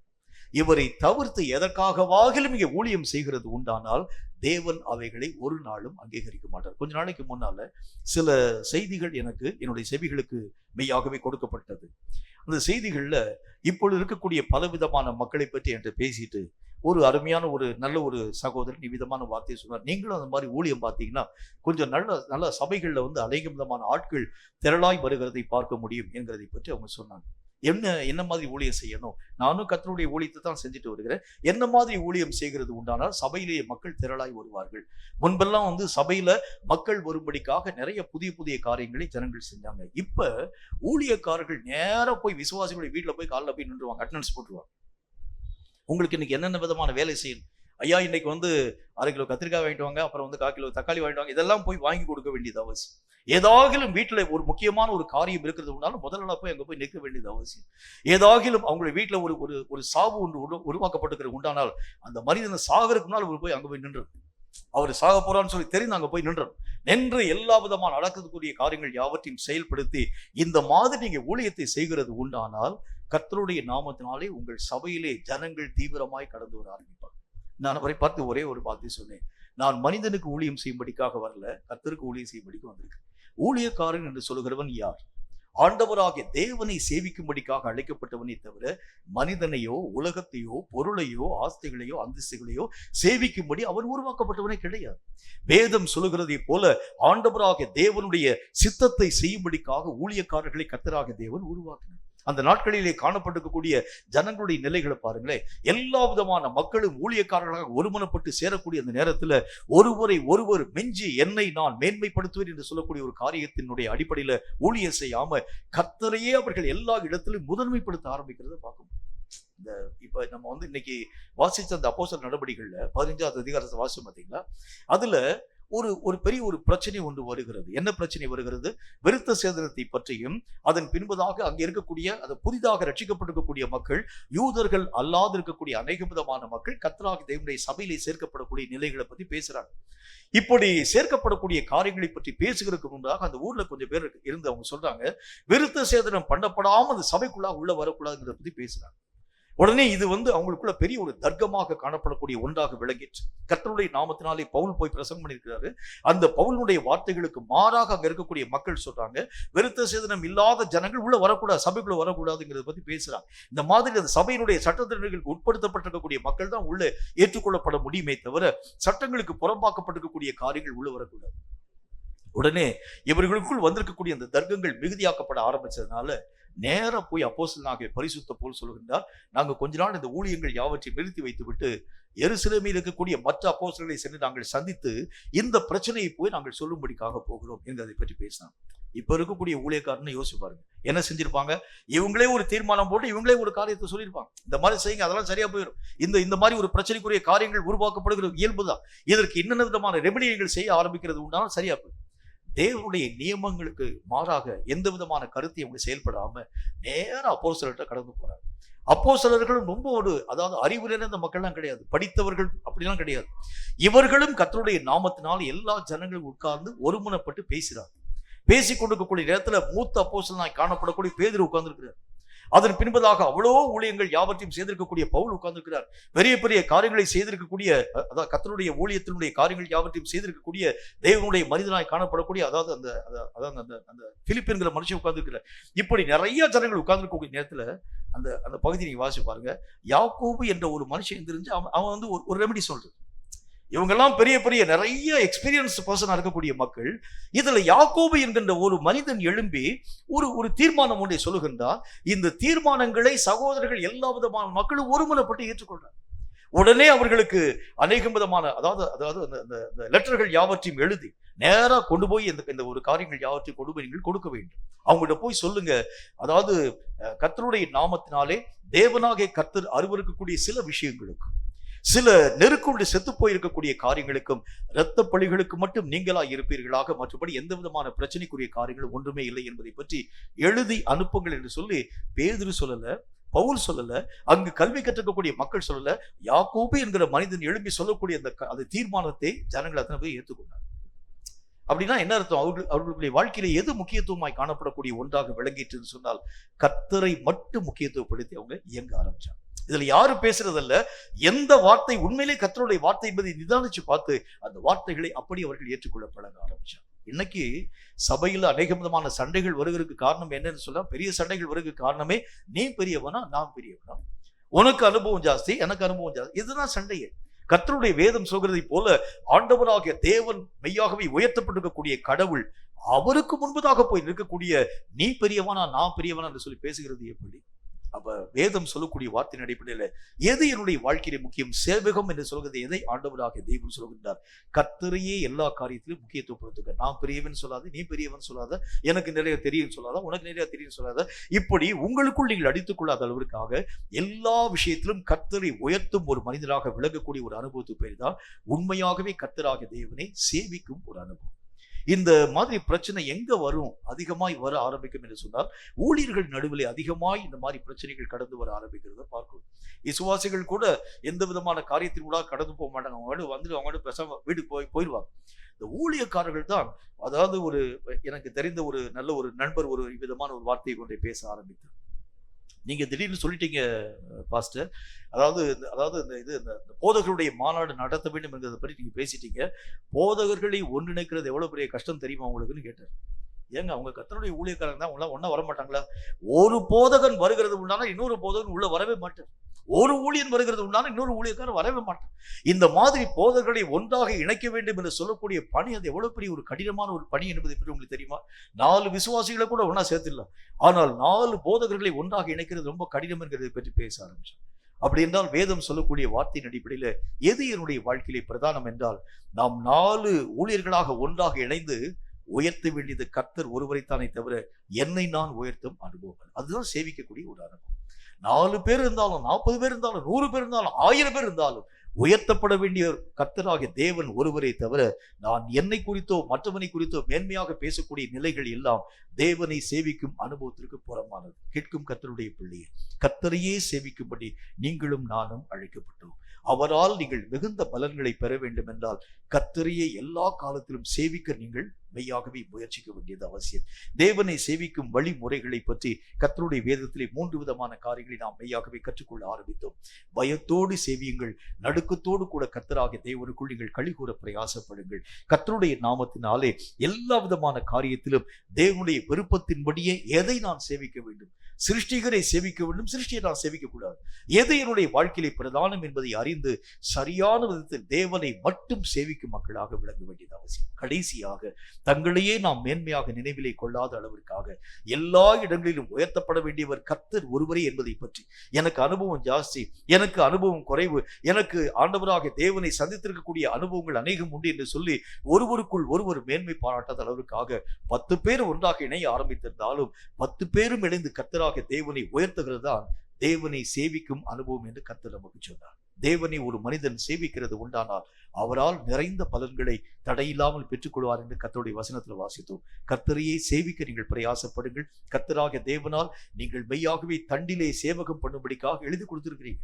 ஆகவே சேவகம் பண்ணும் எல்லா விதமான மனிதனும் தேவனுக்கு பயந்து தேவனையே எல்லா காலத்திலும் உயர்த்தும் ஒரு மனிதனாக நம்முடைய நிலைகளை காத்துக்கொள்ள ஆரம்பிக்கிறது உண்டானால் நிச்சயமாகவே நிறைந்த பலன்களை கர்த்தராகிய தேவனால் தடையில்லாமல் நாம் பெற்றுக்கொள்ள முடியும் என்கிறதில் சந்தேகம் ஒன்றுமில்லை. தலைகளை தாழ்த்தி கண்களை மூடி கர்த்தரை நோக்கி நாம் ஜெபம் செய்வோம்.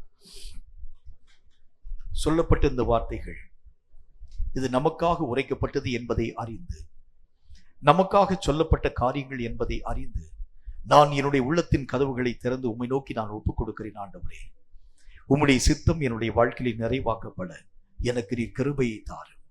என்னுடைய விருப்பங்கள் எல்லாம் முற்றிலும் மறுக்கப்பட வேண்டும். உம்மையே நான் சேவிக்க உம்மையே நான் கர்த்தாவை ஆராதிக்க, உமக்கே நான் அடிபணிந்தவனாய் வாழ்க்கை வாழ என்னை நான் ஒப்புக் கொடுக்கிறேன் ஆண்டவரே, என்னை நான் ஒப்புக் கொடுக்கிறேன் என்று சொல்லி கர்த்தருக்கு நேராக இருதயத்தின் கதவுகளை திறந்து நாம் ஒப்புக் கொடுக்க போகின்றோம். இவ்வளவு நாள் வரைக்கும் என்னை நான் மேன்மையாக நினைவிலே கொண்டது உண்டு, என்னையே நான் சேவித்தது கூட உண்டு. ஆண்டவரே, உம்மை சேவிக்க மனமற்றவனாய் என்னுடைய விருப்பத்தின்படி நான் நடந்து என்னையே சேவிக்கும் ஒரு மனிதனாக என்னுடைய வாழ்க்கையின் நிலைகளை நான் கர்த்தாவே உமக்கு ஸ்தோத்திரம் ஆசீர்வதித்தது உண்டு. இன்றைக்கு கர்த்தாவே, சிருஷ்டிகளை நான் தொழுது சேவியாமல் சிருஷ்டிகரை தொழுது சேவிக்கக்கூடிய ஞானம் உள்ளவனாய் என்னை உருவாக்கும். கர்த்தரையே பயத்தோடும் நடுக்கத்தோடும் சேவிக்கும் மனிதனாய் என்னை உருவாக்கும். நாங்கள் 4 பேர் ஒன்றாக இணைக்கப்பட ஆரம்பித்தாலும் எல்லா இடத்திலும் என்னை உயர்வாக நினைக்கக்கூடியவனாய் அல்ல, கர்த்தரையே உயர்த்தும் மனிதனாக என் நிலைகளை நீர் உருவாக்கி தர வேண்டும் என்று உம்முடைய நாமத்தினால் ஜெபிக்கிறோம் என்று கர்த்தருக்கு நேராக இருதயத்தை திறந்து நாம் ஜெபிக்கிறது உண்டானால் இந்த தேவனுடைய மகிமையை நாம் அவராலே கடைசி நாட்களில் தடையில்லாமல் பெற்றுக்கொள்ள முடியும் என்று கர்த்தர் நமக்கு சொன்னாரே. இந்த வார்த்தைகளின் அடிப்படையிலே நம்முடைய உள்ளத்தை திறந்து நாம் ஒருமனப்பட்டவர்களால் ஜெபத்தின் ஊடாக கடந்து போகலாம். நன்றி ஆண்டவரே, உம்மால் உரைக்கப்பட்ட இந்த சத்திய வேத எழுத்துக்களுக்காக ஸ்தோத்திரம். இது யாருக்காகவோ சொல்லப்பட்டதல்ல, இது எங்களுக்காக உரைக்கப்பட்டது என்பதை அறிந்து இவைகளை நாங்கள் எங்கள் வாழ்க்கையிலே பயனாக்கு ஏற்ற கிருபைகளை தர வேண்டும் என்று நாங்கள் ஜெபிக்கிறோம். எதையோ இவ்வளவு நாள் வரைக்கும் நாங்கள் சேவித்துக் கொண்டு வர ஆரம்பிச்சோம் சுவாமி. சிருஷ்டிகளை நாங்கள் சேவிக்க ஆரம்பிச்சோம், உலகத்தை நாங்கள் சேவிக்க ஆரம்பிச்சோம், உலக மனிதர்களை நாங்கள் சேவிக்க ஆரம்பிச்சோம், நாங்கள் பார்க்கக்கூடிய வேலையை சேவிக்க ஆரம்பிச்சோம். ஆனால் சேவிக்கப்படக்கூடியவர் ஆண்டவராகிய தேவன் ஒருவரே என்பதை அறிந்து இன்றைக்கு நாங்கள் இத்தனை நாட்கள் பரியந்தம் எவைகள் எல்லாம் எங்களை நாங்கள் அடிமையாக வெற்று போட்டோமோ அவைகள் எல்லாவற்றையும், அந்த நுகங்கள் எல்லாவற்றையும் புறம்பே தள்ளிவிட்டு கர்த்தராகிய தேவனையை சேவிக்கும் மக்களாக எங்கள் நிலைகளை உருவாக்கும்படி நாங்கள் எங்களுடைய செயல்கள் எல்லாவற்றையும் சமூகத்திலே ஒப்புக் கொடுக்கிறோம் என்று சொல்லி எங்கள் இருதயத்தின் கதவுகளை திறந்து நாங்கள் ஒப்புக் கொடுக்கிறோம் என்று கர்த்தரை நோக்கி நாம் யாவரும் இணைந்து நம்ம ஜெபிக்க போகின்றோம். Thank you my father, thank you my father. நன்றியோடு கூட உம்முடைய நாமத்தை நாங்கள் ஸ்தோத்திரிக்கிறோம், நன்றியோடு கூட உம்முடைய நாமத்தை நாங்கள் ஸ்தோத்திரிக்கிறோம் கர்த்தாவே. தேங்க்யூ மை ஃபாதர், நன்றி செலுத்துகிறோம் கர்த்தாவே. Thank you my father. கோடானு கோடி ஸ்தோத்திரங்களை நாங்கள் ஏறெடுக்கிறோம். நீர் பேசி சொன்ன ஒவ்வொரு வார்த்தையின்படியே எங்கள் நினைவுகள் எல்லாம், எங்கள் செயல்கள் எல்லாம் தேவனுக்கு பிரியமுள்ளதாய் காணப்பட எங்களுக்கு கிருபை தாரும் என்று எங்கள் இருதயத்தின் கதவுகளை திறந்து உம்மை நோக்கி நாங்கள் ஒப்புக் கொடுத்து ஜெபிக்கிறோம் கர்த்தாவே. எங்களை பரிசுத்தப்படுத்தும், எங்களை தூய்மைப்படுத்தும், எங்களை உமக்கு ஏற்ற வண்ணமாய் உருவாக்கி தர வேண்டும் என்று உம்முடைய நாமத்தினால் நாங்கள் ஜெபிக்கிறோம் கர்த்தாவே. Thank you my father. நானும் என் வீட்டாருமோ வென்றா கர்த்தரையே சேவிப்போ, நீயும் சேவிப்பாயா, நீயும் சேவிப்பாயா. நானும் என் வீட்டாருமோ வென்றா கர்த்தரையே சேவிப்போ, நீயும் சேவிப்பாயா, நீயும் சேவிப்பாயா. கர்த்தரையே சேவிப்பது ஆகாததென்று கண்டா, கர்த்தரையே சேவிப்பது ஆகாததென்று கண்டா. யாரை நீ சேவிப்பாய் என்பதை இன்றே தீர்மானம் செய்வாய். யாரை நீ சேவிப்பாய் என்பதை இன்றே தீர்மானம் செய்வாய். நானும் என் வீட்டாருமோ வென்றா கர்த்தரையே சேவிப்போ, நீயும் சேவிப்பாயா, நீயும் சேவிப்பாயா. நானும் என் வீட்டாருமோ வென்றா கர்த்தரையே சேவிப்போ, நீயும் சேவிப்பாயா, நீயும் சேவிப்பாயா. உம்மையே சேவிக்க, உம்மையே நாங்கள் நேசிக்க எங்களை ஒப்புக் கொடுக்கிறோம் கர்த்தாவே. இனி நாங்கள் எங்களுக்குரியவர்கள் அல்ல, உமக்கென்று நாங்கள் அடிமையாக ஒப்புக் கொடுத்திருக்கிறோம். எங்கள் சுய சித்தம் எல்லாம் மறுக்கப்பட்டு தேவனுடைய விருப்பம் மட்டுமே எங்களுடைய வாழ்க்கையிலே நிறைவாக்கப்பட எங்களையே நாங்கள் ஒப்புக் கொடுக்கிறோம். இது கடைசி கால ஓட்டம் சுவாமி. இந்த ஓட்டத்தினுடைய இறுதி கட்டம் எப்படி இருக்க போகிறது எங்களுக்கு தெரியாது. சரியா நாங்கள் ஓடி முடிச்சிட்டோம்னா உங்களுடைய நித்திய மகிமையிலே நாங்கள் சென்று பங்கு பெற முடியும் என்று நாங்கள் மெய்யாகவே அறிந்திருக்கிறோம் அப்பா. ஓட்டத்தில் இவ்வளோ நாள் நல்லா ஓடிட்டு கடைசி சுற்று ஓட்டத்தில் நாங்கள் சரியாக இயக்கத்தின் ஊடாக போகாதிருக்கிறது உண்டானால் இவ்வளவு நாள் ஓடின ஓட்டத்தினுடைய மேன்மை எழுந்து போயிருவோமே. இந்த கடைசி சுற்றை நாங்கள் சகல ஜாக்கிரதையாக ஆசரித்து உண்மையே நாங்கள் நேசிக்க, உண்மையே நாங்கள் சேவிக்க பழக எங்கள் ஒவ்வொருவருக்கும் கிருபை தர வேண்டும் என்று நாங்கள் ஜெபிக்கிறோம். உம்மை விட இந்த உலகத்தில் மேன்மையானது ஒண்ணுமே இல்லை சுவாமி. உம்மை காட்டிலும் நேசிக்கப்படக்கூடிய இந்த உலகத்தில் ஒண்ணுமே இல்லை கர்த்தாவே. உம்மை காட்டிலும் இந்த உலகத்தில் மேன்மையாக காணப்படக்கூடியது ஒண்ணுமே இல்லை. எல்லாம் அற்பமும் குப்பையுமாய் காணப்படக்கூடிய ஒன்று என்பதை நாங்கள் புரிந்து கொண்டு உண்மையே நாங்கள் சேவிக்க பழக கிருபை தந்து எங்களை ஆசீர்வதிக்க வேண்டும் என்று நாங்கள் ஜெபிக்கிறோம். கற்று நிச்சயித்துக் கொண்டு இந்த வார்த்தைகளிலே நாங்கள் ஒவ்வொருவரும் நிலைத்து நின்று உம் நாமத்தை மகிமைப்படுத்த கிருபை தர வேண்டும் என்று இயேசு கிறிஸ்துவின் நாமத்தினால் வேண்டிக் கொள்கிறோம் எங்கள் பரிசுத்தமுள்ள நல்ல பிதாவே. ஆமென், ஆமென். கர்த்தருடைய ஆசீர்வாதத்தை ஆமென் என்று சொல்லி நாம் பெற்றுக்கொள்வோம். கர்த்தர் உன்னை ஆசீர்வதித்து உன்னை காக்க கடவர். கர்த்தர் தம்முடைய முகத்தை உன்மேல் பிரகாசிக்க பண்ணி உன்மேல் கிருபையாய் இருக்க கடவர். கர்த்தர் தம்முடைய முகத்தை உன்மேல் பிரசன்னமாக்கி உனக்கு சமாதானம் கட்டளையிட கடவர். என் ஆத்துமாவை கர்த்தரை ஸ்தோத்திரி, என் முழு உள்ளவனுடைய பரிசுத்த நாமத்தை ஸ்தோத்திரி. என் ஆத்துமாவை கர்த்தரை ஸ்தோத்திரி, கர்த்தர் செய்த சகல உபகாரங்களை மறவாதே. ஆமென், ஆமென்.